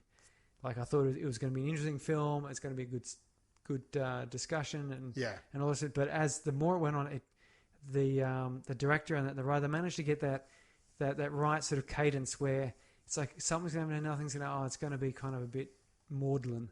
No, actually something is happening. Yeah. And then it's like, but maybe he's not going to tell anyone else about it. And then he does. But so he finally looks up and he sees the video playing. Yeah. And he goes over and he's like staring at it like, what the hell is it? And we can't really quite tell what's going on there. There's someone driving, the windscreen wipers. Again, raining. and he ends up unpacking the whole thing and putting it away. And it's not really revealed that he did take a recording of it on a tablet or anything until a little bit later. So, and then, again, that's that down point where I was like, is he going to hide this now? And no one's going to, it's going to, this is such an important discovery. Yes, definitely. And he, Dad and Toby enter and he says, the body's good to go. So they take the corpse back, and Dad is asking for a new corpse. And at the same time, some of these people in their overalls are kind of, maybe he's not the cult hero that we thought he was. Yeah, maybe there's starting a bit of Chinese whispers going on, a bit of we don't. What are we doing here? This guy's a bit crazy. Anyway, what is her name? She is Lacey. I forgot her name. She's a funny character because she's kind of like this bitter sidekick. You're not too sure if she's a scientist or not. She reveals to Isla that her dad and her sister committed suicide, and she's like, Isla's like, oh God, I'm so sorry. She's like, they didn't invite me. Yeah, they didn't even want me with them. which is then you think about it and you go, oh, yeah, that's pretty nasty. Well, there's a dark way to think about it too, is that you wanted to be invited to this family suicide Dad, pact? attention. Oh my God. You and I both have daughters. They want our attention. That's what they want. I'm pretty sure she doesn't want me to kill her. Well, you don't know, Surrey. If you're going to kill yourself, she might want to be there for it, all right? 98% sure. He wants that. He calls a meeting. That's right, yeah. And they... Well, actually, before that... Yeah, no, this is... Yeah, Will... Isla and Will, they return, and they have a cute moment returning the body to the morgue, of course. Mate. You know, they ring up the morgue and say, there's a body outside, is this a prank? But they have this moment and kiss, so kind of their relationship is developing a bit more. That cuts to then Will, he's rewatching the footage on his tablet, and he matches it to... He watches the footage and we can see that this car pulls up at a hospital emergency place, enters the hospital, goes along a ward. The footage is very grainy, very shaky, black and white. It's kind of a bit distorted, but, you know, you're starting to figure out what's going on. He kind of gets to a room and a woman comes out and sort of yells at him and says, oh, you know, typical, run away. He wants to see you and say, oh, I can't face him. Yeah, and yeah. He turns around. You don't know who he is, who this woman is. Like, I thought maybe it's his son. Yeah. And to be honest, I was even thinking, is this a memory of Will's or something? You know what I mean? Like, I know it was the corpses thing, but there wasn't enough answers at this point. No. I didn't even know, like, is he seen something? And but anyway, Will then starts Googling hospitals around him and after looking at some images, discovers the same hospital. Yes. So he goes to investigate that, and using the footage, he walks through the same corridors. There's a nurse, he tries to get some information, but, you know, it's obviously like, you know, we're not just going to hand over information to patients. So he goes kind of walking through the corridors, goes up the elevator, and then he gets to a door whereas in the video footage, it's a long corridor, going. which is a nice moment, hey, because he's shocked and we're like, oh, okay. And he turns around, there's a cleaner, and he starts chatting to the cleaner, and the cleaner reveals that the hospital did this makeover 10 years ago. Yeah, so he's like, oh, okay, so this is a memory. Yeah, it's like an old... He's thinking, has this just recorded an old memory of this guy? Yeah. Which would make a lot of sense again. It's not the afterlife. No. It's actually, you're just measuring memories leaving the brain. Yeah. You know, like reflections or echoes of someone's life. You know, life flashes before your eyes as you die type of thing. So this is where we cut to the performance from the dad, the cult performance. So he's gathered everyone into the room. Yeah. Toby plays his awful guitar. Yeah, and that weird blowy harmonica-y thing. Dad takes over. He talks about how he's built trust with everyone. When you come here, I interview you, and it's just a trust exercise. It's nothing more. And he calls Lacey up, and he asks her some questions, which is very manipulative because there's sort of like an agenda going on from Dad. And he reveals like, oh, you've been telling people about the failed experiments. Yeah. And she says, well, I told one person, you know. I liked how he was saying things into the mic and she was answering, but she was also like then kind of off mic going, what's going on? What are you doing? I don't like this, you know.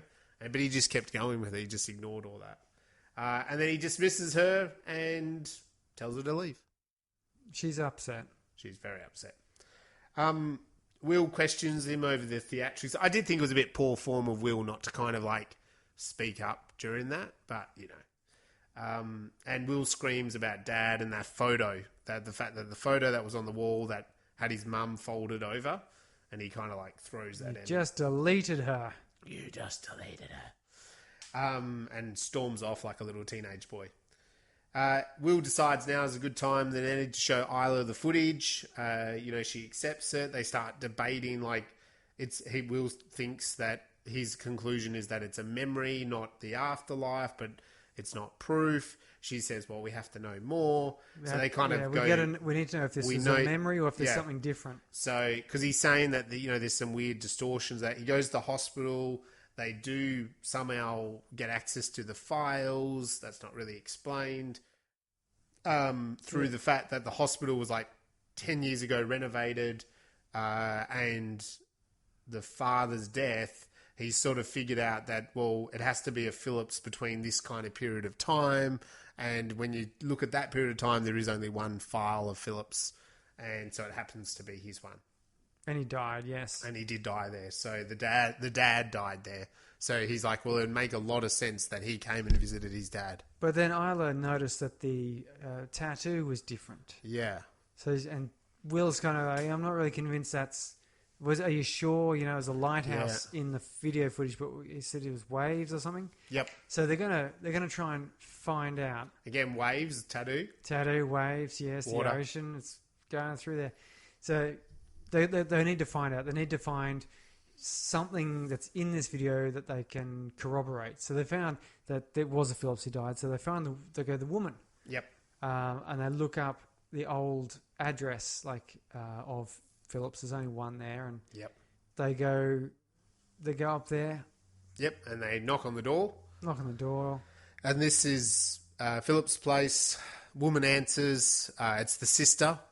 She tells the story that the brother, so the man that they know, the corpse, she's quite upset with him, her brother, and the fact that he died, she doesn't really care too much about because he left her with the dying father, and then the mother broke down and is quite crazy, Alzheimer's, I think she mentions. Yeah. She does also say, well, if you saw something in him good, because they're kind of pretending that they knew him. They ask about the tattoos, and she goes, yeah, we had matching wave tattoos. Yeah, back when we were teenagers, about 18, we were really close. She also says that he never actually visited the hospital. Yeah, she says, he said that he went there to visit 13 years ago, but couldn't go in. She says, no, he's lying. He never turned up. Yeah. He was supposed to come, but he just didn't. He never turned up. So now they know that it's not a memory. It's not a memory, but it's got to be. But they still don't 100% know what it is. So then back at the bunk beds, again they're debating, and there's a nice sort of line in here. It's not exactly right, but I kind of tried to write it down, which Will says, like, we are a bunch of people running around making the same mistakes, thinking that the result will be different. Yeah, because he's talking about maybe that's what the afterlife is. Maybe the afterlife is just repeating the same mistakes, thinking things will be different. Yeah. Which is what I was sort of thinking is that's the problem of you're depressed now and you commit suicide and you go to the afterlife. Are you not also going to be depressed? And have troubles? Yes. In fact, this reminded me of this movie. It was called... jeez Louise. The Suicidal Love, a love story, I think it is. Something like that. But that's the movie premise of that, is that when you commit suicide, you go to an afterlife. Yeah. But it's an afterlife populated by people who have committed suicide. Yeah.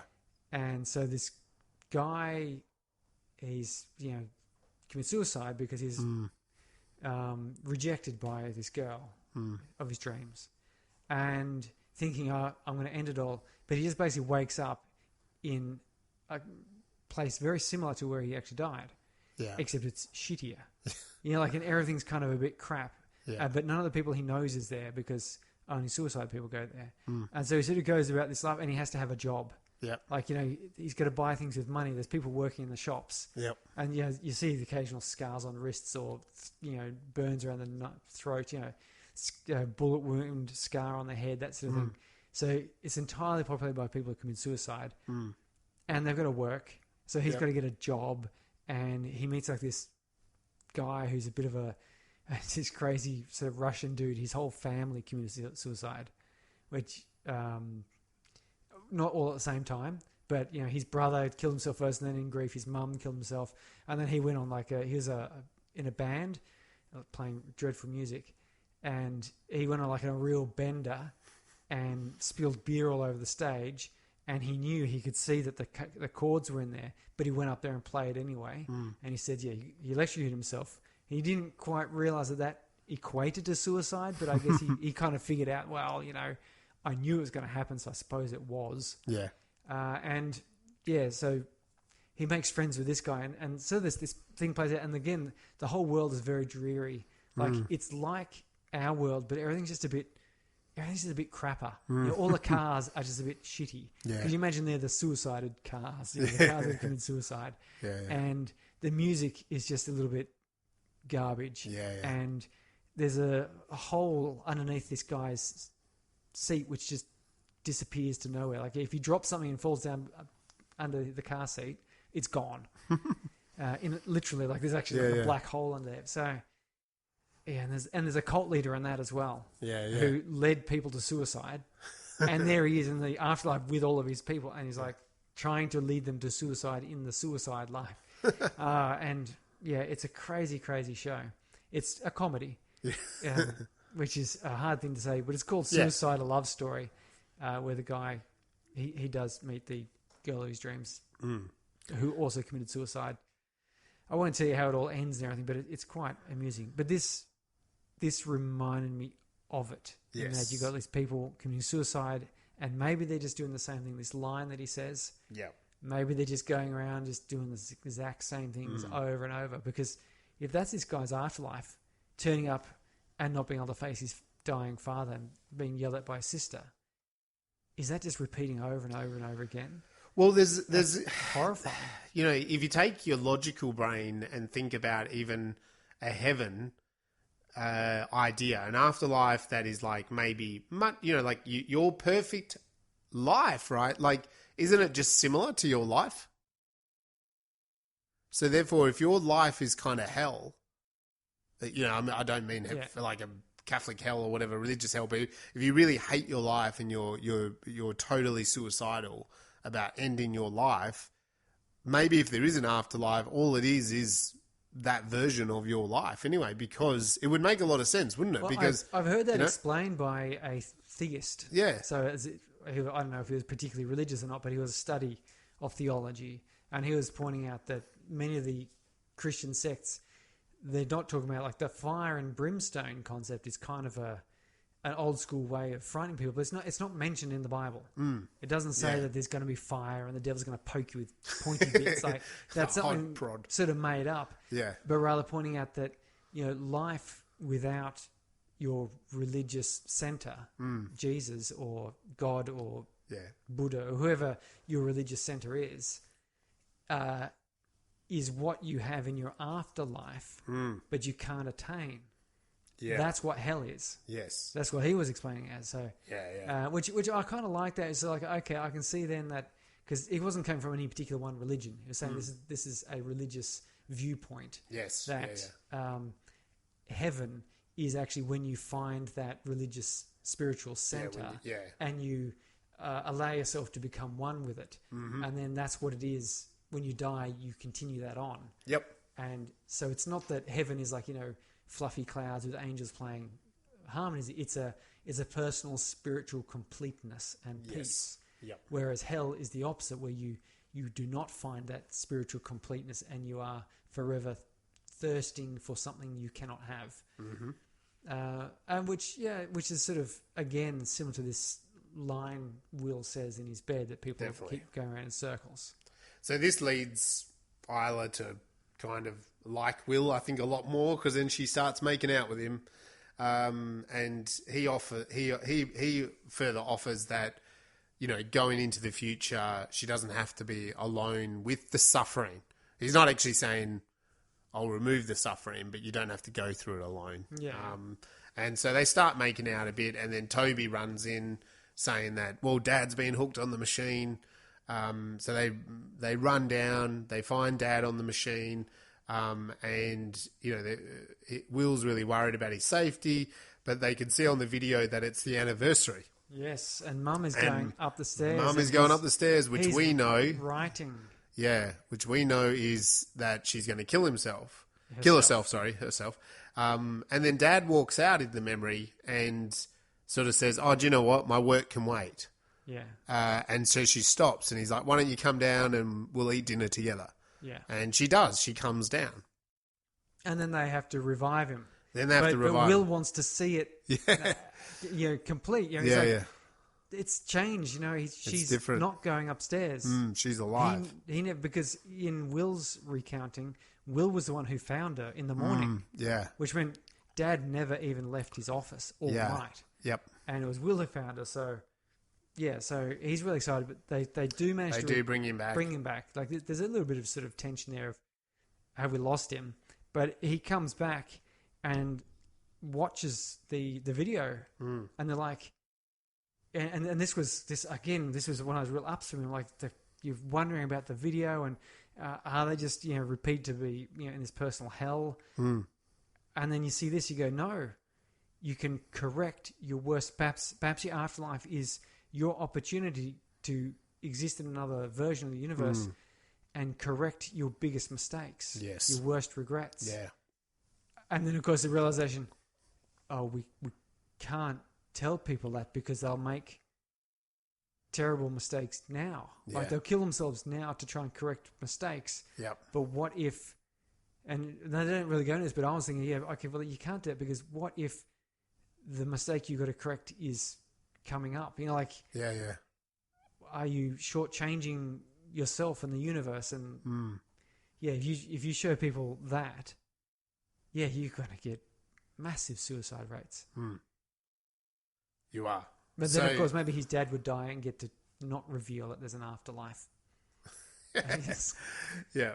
So they destroy the machine. They start pulling the machine apart. Dad goes out to give a speech about the family and truth to all the extras. Lacey suddenly rocks up and shoots Isla. I just relocated her, which is one of those discussions. I said, Lacey said, I'm surprised no one's used it as and I agree. I also don't understand why people wouldn't be murdering each other. Yeah, you'd think it'd be like, like friends could just be like, I'll kill you, you kill me, like. I'm sure that would happen. They do that now without even it. Yeah. But yeah, you certainly think there'd be mass murders where people go, I'm sending you all on my church congregation. I'm sending you all on to heaven. I'll make that sacrifice for you. So Will tries to save her, but she slowly dies, in his arms. Interesting enough, we see flashes of her son as she is dying, and it goes back to the story she told of her son, disappearing without her even realizing. Excuse me. So it's flashes of a little boy on the beach, with a bucket and a shovel, kind of thing, in the water. Again, in the water. Yes.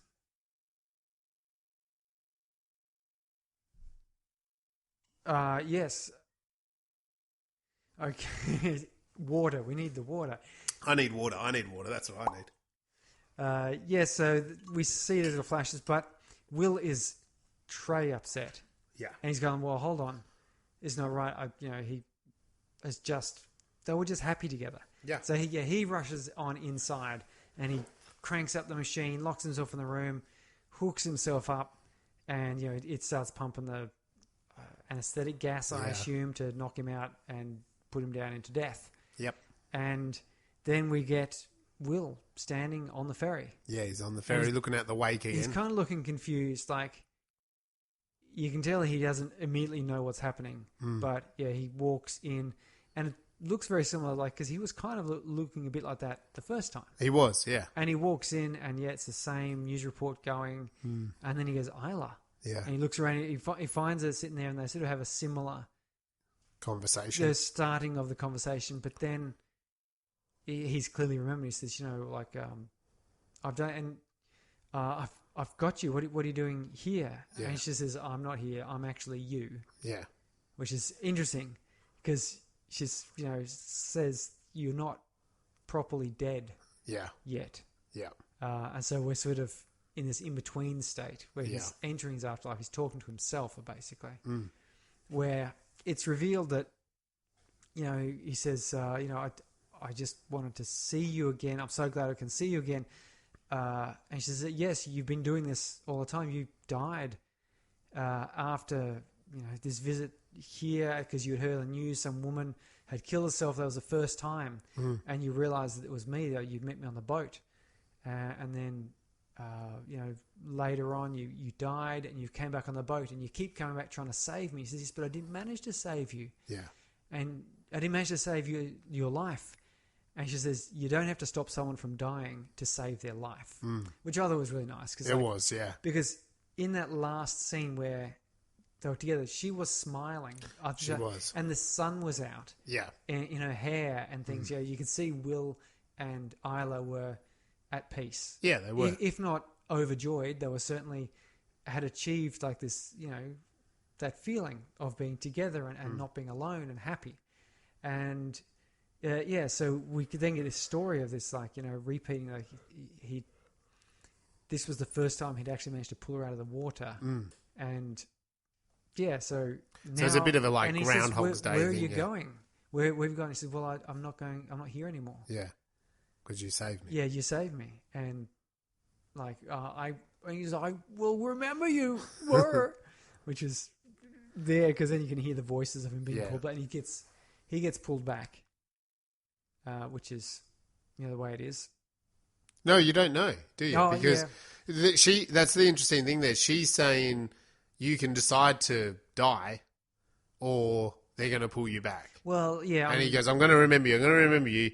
And then... It was also revealed, though, that he has already died numerous times. Yeah. So... He's already in his afterlife. He's already in his afterlife. Yeah. So then now he's dying again. He's re-afterlifing. Yeah. And this is what I like. I like this ending in the movie. He does turn up and he saves her son. Yeah. He didn't look like he was in particular danger, but I guess he could have easily been there. He was wearing heavy clothes in the water. Kids fall over in the water. My children try to drown themselves several times. And if it wasn't for quick action, yes, it would have been tragedy. Yeah, I saved my nephew in the surf a couple of years ago. Yeah. He picks her up, Yep. picks him up, and Isla comes running down, and they sort of meet, and kind of he recognizes her. Yes. Or it's not clear whether he fully knows exactly who she is, but he's like, oh, hold on, there's something here. Yeah. And we end. Fin.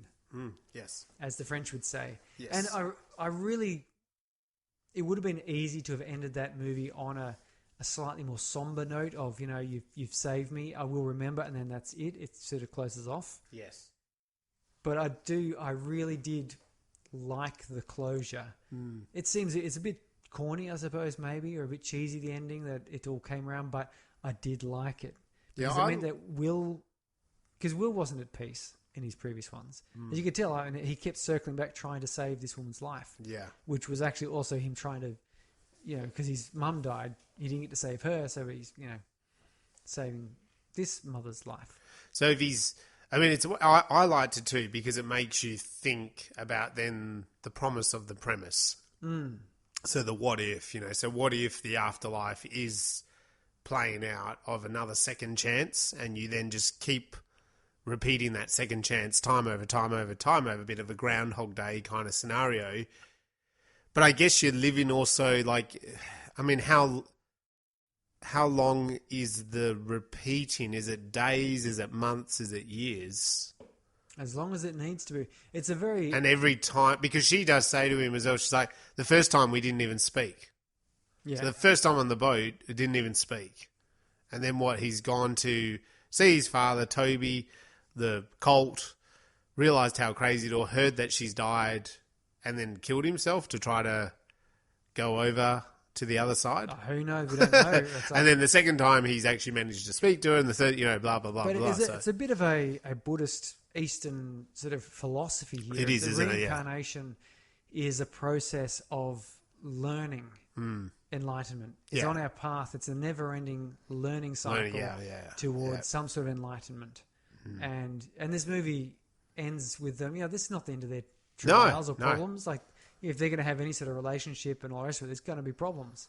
Well, now doesn't he have to go back to before she gets knocked up with her first child? To find out that actually he is the father? Yeah. No, that'd be terrible.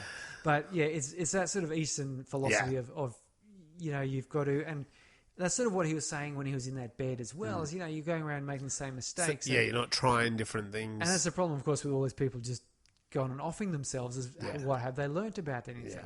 Nothing. Nothing. What have they... And that was one of my thoughts at the very start was you don't know what the afterlife is. No. I want to know as much as it could about this life. Yes. And, you'd want to be entering the afterlife in a good mind frame. Yeah. You'd want to be going in there as well as you could because that's only going to be good. Yes. And indeed, it doesn't sort of indicate what happens when you solve these problems. You do progress because he managed to save her, and she obviously was able to be save herself in some way. Are they each of them from that previous afterlife, or are they?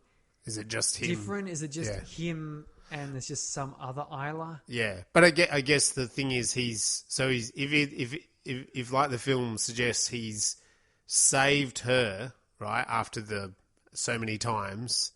And then he's now progressed onto this next stage, which is saving her child. Yeah. And maybe having some sort of realization that he does know her. Well, then they could connect at that point in time, rather than they've connected when she's mourning and a lost soul, so to speak. Yeah. You know what I mean? So even though they connect and have a relationship, now they could kind of connect before she's such a depressed person down that mourning line.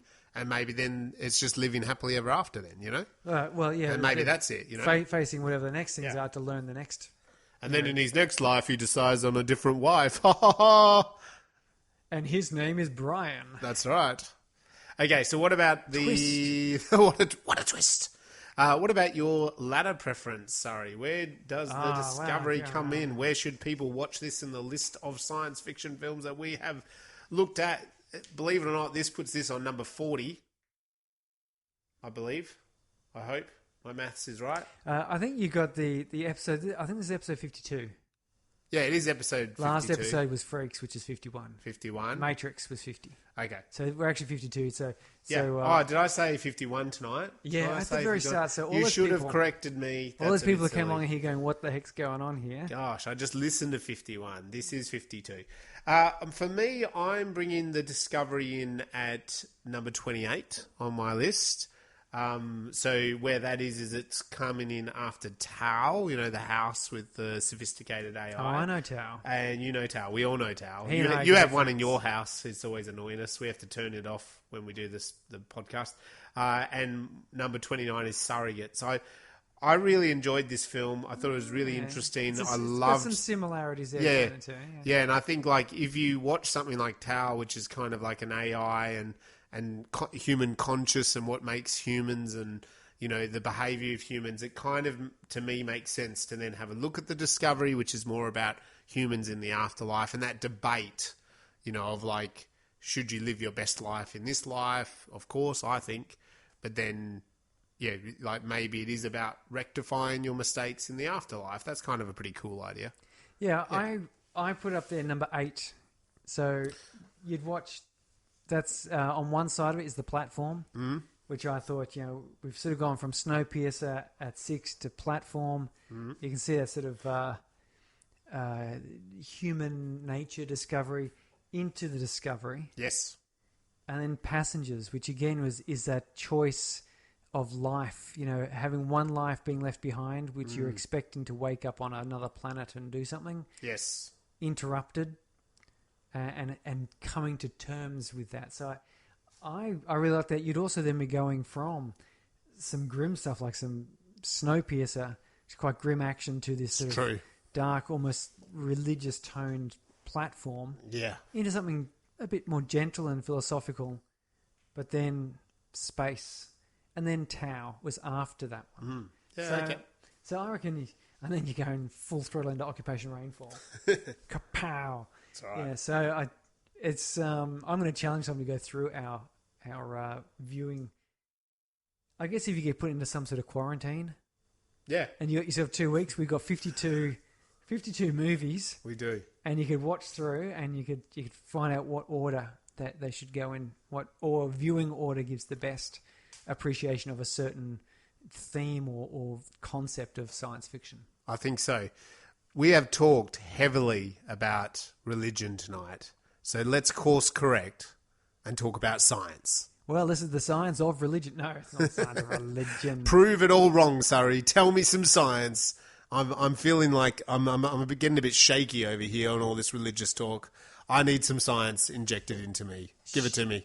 Lay it on me. The fantastic thing that this movie introduces is the multi-worlds interpretation of quantum physics. Nice. Which is mentioned by Thomas, which is Robert Redford's character.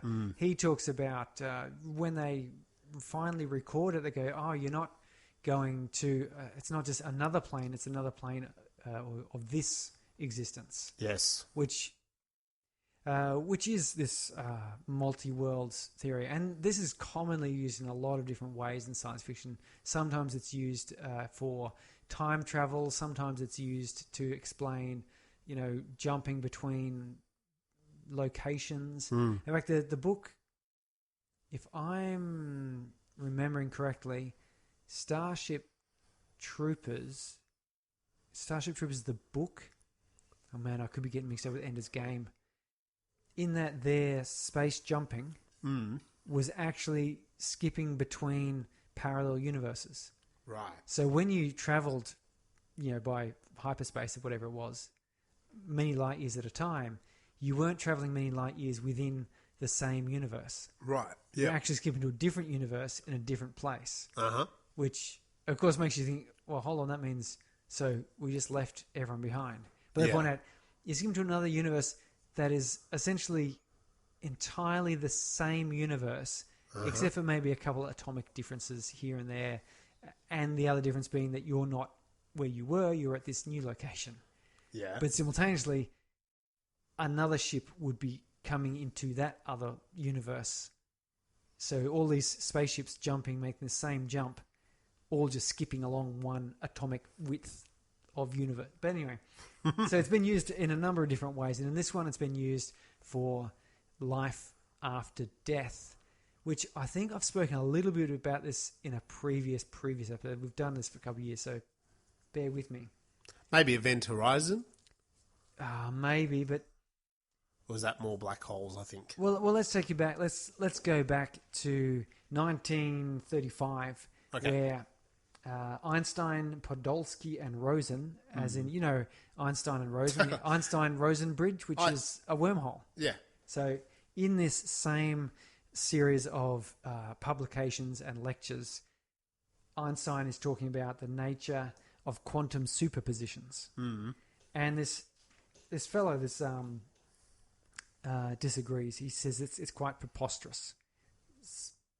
And he says this thing called the Copenhagen interpretation of quantum physics requires that a quantum system, so like an electron or a photon or something, remains in superposition, which is to say its exact location or speed or some attribute of it is unknown, and it could be anything until you measure it. And it is all things at the same time until that measurement is taken. So the usage of this then is, for example, an electron can be in an upspin or a downspin, which is these two states it can be in. Yeah. But you don't know what state it is in until you shoot like a photon at it and bounce a photon off it, and you find out what, and then you read the photon which says, oh, it was in an upspin. Right. But they do this lots of different times, and it's random. Like there's no way of determining it. So they're saying that until you do that, the electron is in both at the same time. Yeah, yeah. So this fellow, I'm sure you've heard him, is Erwin Schrödinger. He said, that sounds a little bit kind of silly, and I don't agree that is the case, because here's a thought experiment. He says you get a box, you stick a cat in it with some cyanide, and a little capsule of cyanide, and a hammer. And the hammer is rigged up to a trigger that is, triggered by the release of a neutron from a decaying atom. Of course, poor cat, but okay. Yes. So this atom, this neutron, you don't know when this neutron is going to decay. Like it's not possible until you measure its decay. Yep.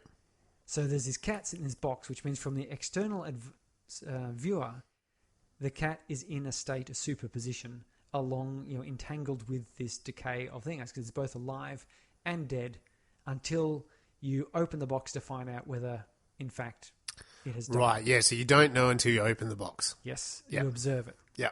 And he uses this as an example of that's how Does a tree fall in the woods if no one's there? How silly this is! Like this can't be true. But of course, it got people to thinking. And there's a guy, cat in the box. Yeah, I want to do that experiment. No, well, there's this guy.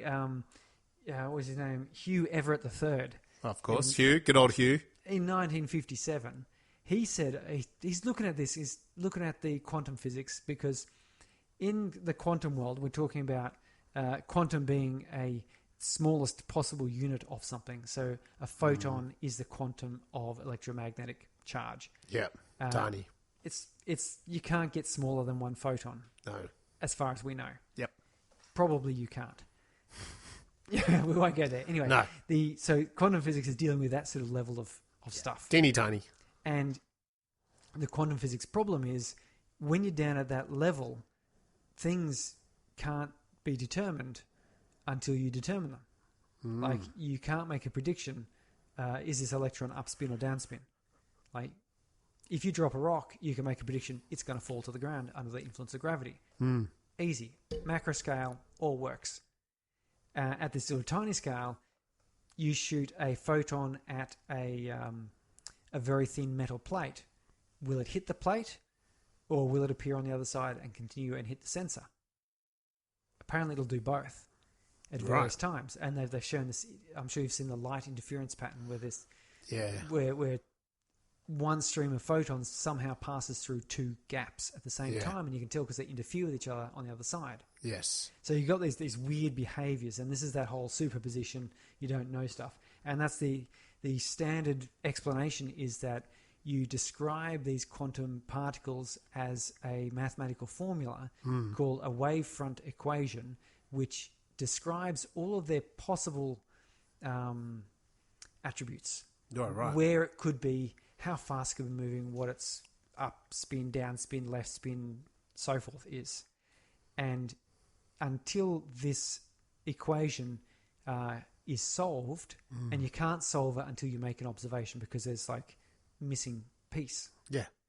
Then that's called the wavefront, and as soon as you solve it, bang, it becomes one thing. Like as soon as you fire the photon comes back and you look at the nature of the returned photon, now you know one of the features, and once you fill in that figure, the whole equation solves, and you get one definite point. So they're saying the classical thing is that basically that's the case. The observer collapses this wavefront, suddenly it has a definite situation. So we fire the photon at a bit of tin foil, and our sensor picks it up on the other side. It has passed through. We know where it is. Or in fact, we fire it. We know it's left, but it doesn't hit the sensor. It got hit by stopped by the plate. So we have an answer. But until we get either of those results, we don't know. Yep.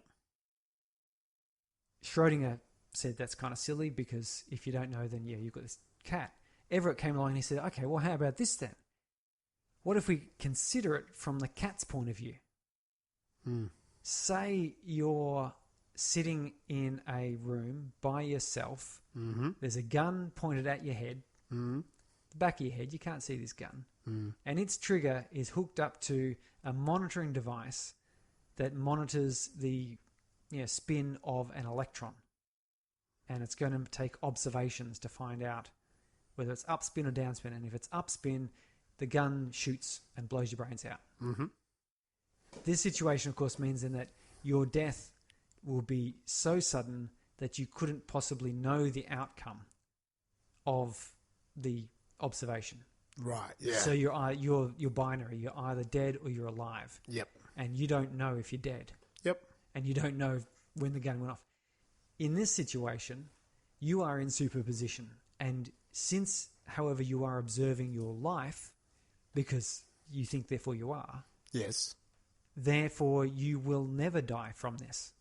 You will always be alive because your observation is always of life. Yes. Yeah, I can follow that. And this thought experiment flows into this movie. This is kind of where this movie is coming from. So from your point of view, you will always be alive because you can only observe yourself being alive. Yeah. And the only way this can work, though, because of course we have all observed things and people dying, but from their point of view, they have not observed it. Yeah.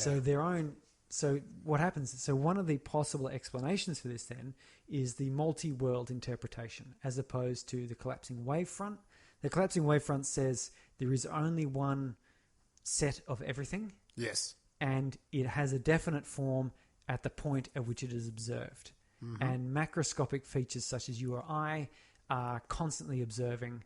Therefore, we are not quantum superposition, but really, really tiny stuff which flits between matter and so forth is, quantum in its nature. The multi-worlds interpretation says, well, that's kind of complicated to deal with. What happens if it wasn't just quantum-sized things that were in a superposition, but all of reality is in a constant superposition? So every option is present simultaneously at all times. Because we know that time, and Robert Redford's character says this, time is an illusion that we create in order to make sense of our observation. Yep. And indeed, if you look at the mathematics that describes and predicts, particle physics, particle decay and movements and so forth, time is unimportant. Like the direction of time doesn't matter. The equations still work out. Yeah. So, and indeed from something traveling at the speed of light, there is no time. So photons are not subject to time, but we nonetheless observe them vibrating with a wavelength of time. So that's us putting that on there. Yeah. So multi-worlds interpretation, or one of, there's several slight variations, but what we're talking about in this movie here is every possibility is existing at all times. We are observing and therefore existing within a possibility and traveling with that possibility. Yeah. But at the same time, there's us also in every other possibility. Yeah. And so when one possibility dies, it stops observing. But we are possibly still observing, therefore we are still existing. Yeah, until such point as there is going to be some finite set of conditions where there is no possibility of there being a Mark or a Surrey. Yeah. Like, that is one of the possibilities, and that will become dominant eventually. So Robert Redford in this, his character is saying, where he's basically sort of saying this multi-world interpretation is such that when you die, your afterlife is actually you continuing in one of these other worlds. Yeah.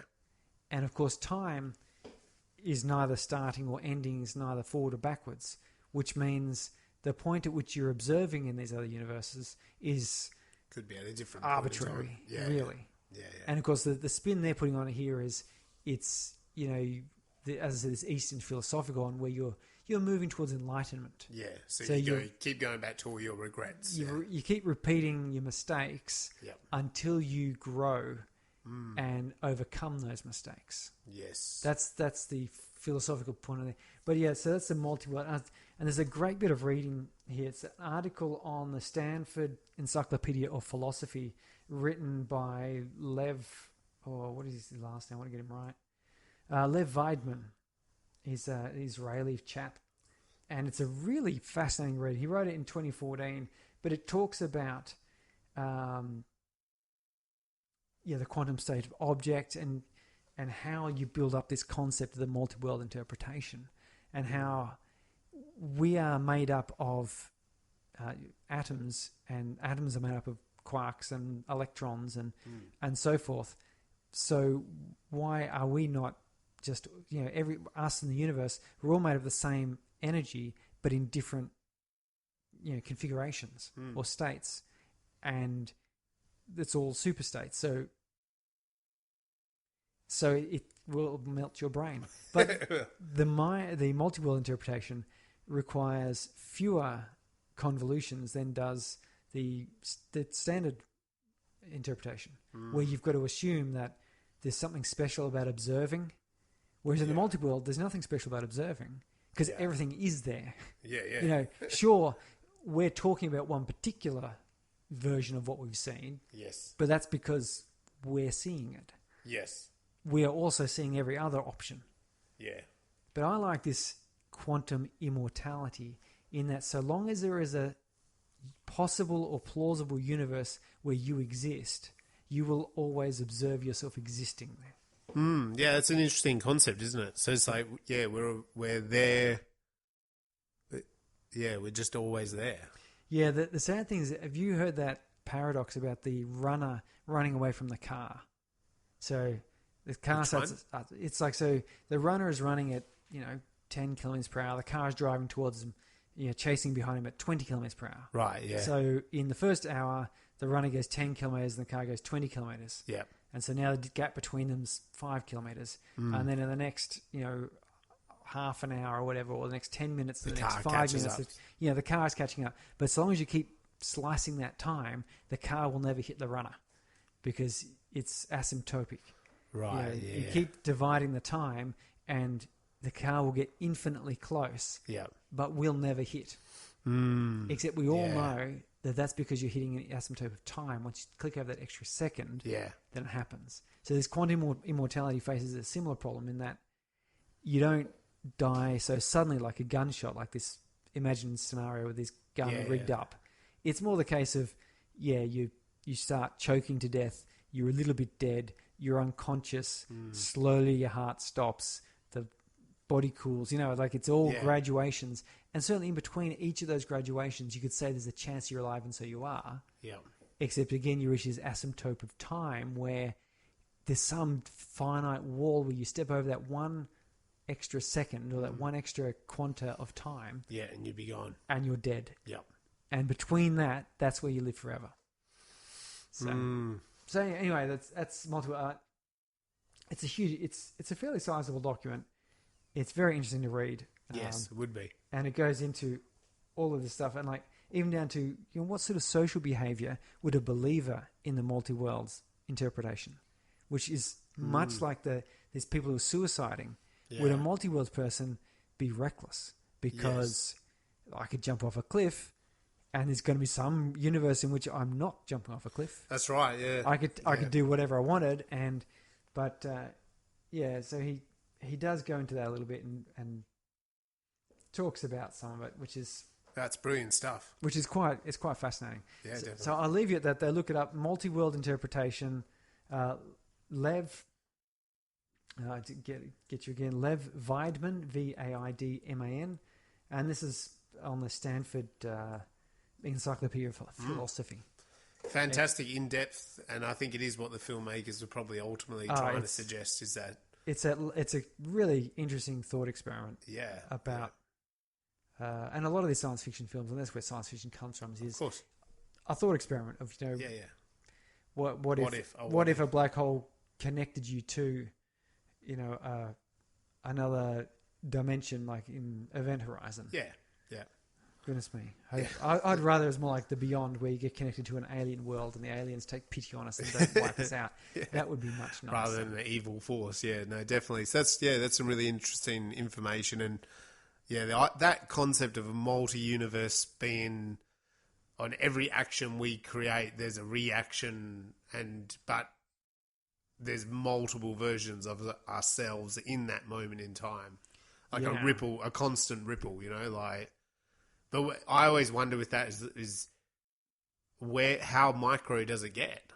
Well, it would be down to the smallest quanta, photon. Which would mean it just be like this endless amount of decisions. What it means is that the universe itself is one enormous wavefront equation. Yeah. With such a fantastic number of variables in it. And you can imagine, let's pretend you're a god as such, and you're looking at the wavefront that is the universe. That's the same as us looking at this electron. Yeah. Or Schrodinger's cat. So there's this, we know there's an electron there, we know there's a universe there, but we don't know how it's doing anything until we, because there's so many variables, but one of them or all of them aren't known. We've got to measure something. We've got to go have a look and go, let there be light. Yeah. And boom, suddenly you can see the universe according to that measurement. And if you were some sort of god, or you were doing like we're talking about the Matrix and simulations, then you could undo that. And this is one of the issues raised in the multi-world with the standard one. Okay, so now you undo that observation, return it back to the superstate, and make a different measurement. And then you'll see what the universe is like. And so that's the Matrix simulation, isn't it? Where you go, if we could get an advanced enough computer system where we could simulate the universe, and we're trying to do this not with universes, but with all sorts of things, protein folding, with trying to detect faces in a crowd, whatever. So we've got this big, massive data, which we can't, it just looks like nonsense. So we want to go this set of variables. Does that make sense? Yeah. So that's really mind-blowing stuff. It is mind-blowing stuff, and it's brought up in this film, The Discovery. So let us know what we thought about The Discovery. Tell us what you think is right and wrong and anything else in between. I see your Schwartz is as big as mine. It's exactly right. It is. And we're heading towards our next episode, which will be Spaceballs. Spaceballs, a cult movie. Where there was some discussion. Would this be a classic? There was. We're thinking it's not really genre defined enough. It's a Mel Brooks. It's an 80s. It was a big defining moment of my childhood. Also, every time I say I'm doing the Space Brains podcast, my wife says Spaceballs. Spaceballs. Yes. So maybe we got that wrong. Sorry. Maybe we should be Space Brains have Spaceballs? That's very good. We will answer that on the next episode. The Brooks estate would sue us. They probably would, yeah. Even but my just wife for can keep comedy. Okay. So let us know. You can find us on Twitter, Instagram, Facebook. There's going to be another website. We don't have enough of them out there with Space Brain, so there's going to be more of them out there. And just let us know your comments, please. Tell us what you think about the films. Tell us what you think about what we're talking about with the films. Let us know. Film request. Or film challenge. Film challenge. I have a feeling there are people out there wondering, they think maybe they've got a film where they wonder, what is good or great about this film? That's very true. And we'll take that challenge. We will definitely take that challenge. So, hit us up. Check out The Discovery. And we'll see you next time. Bye. Bye.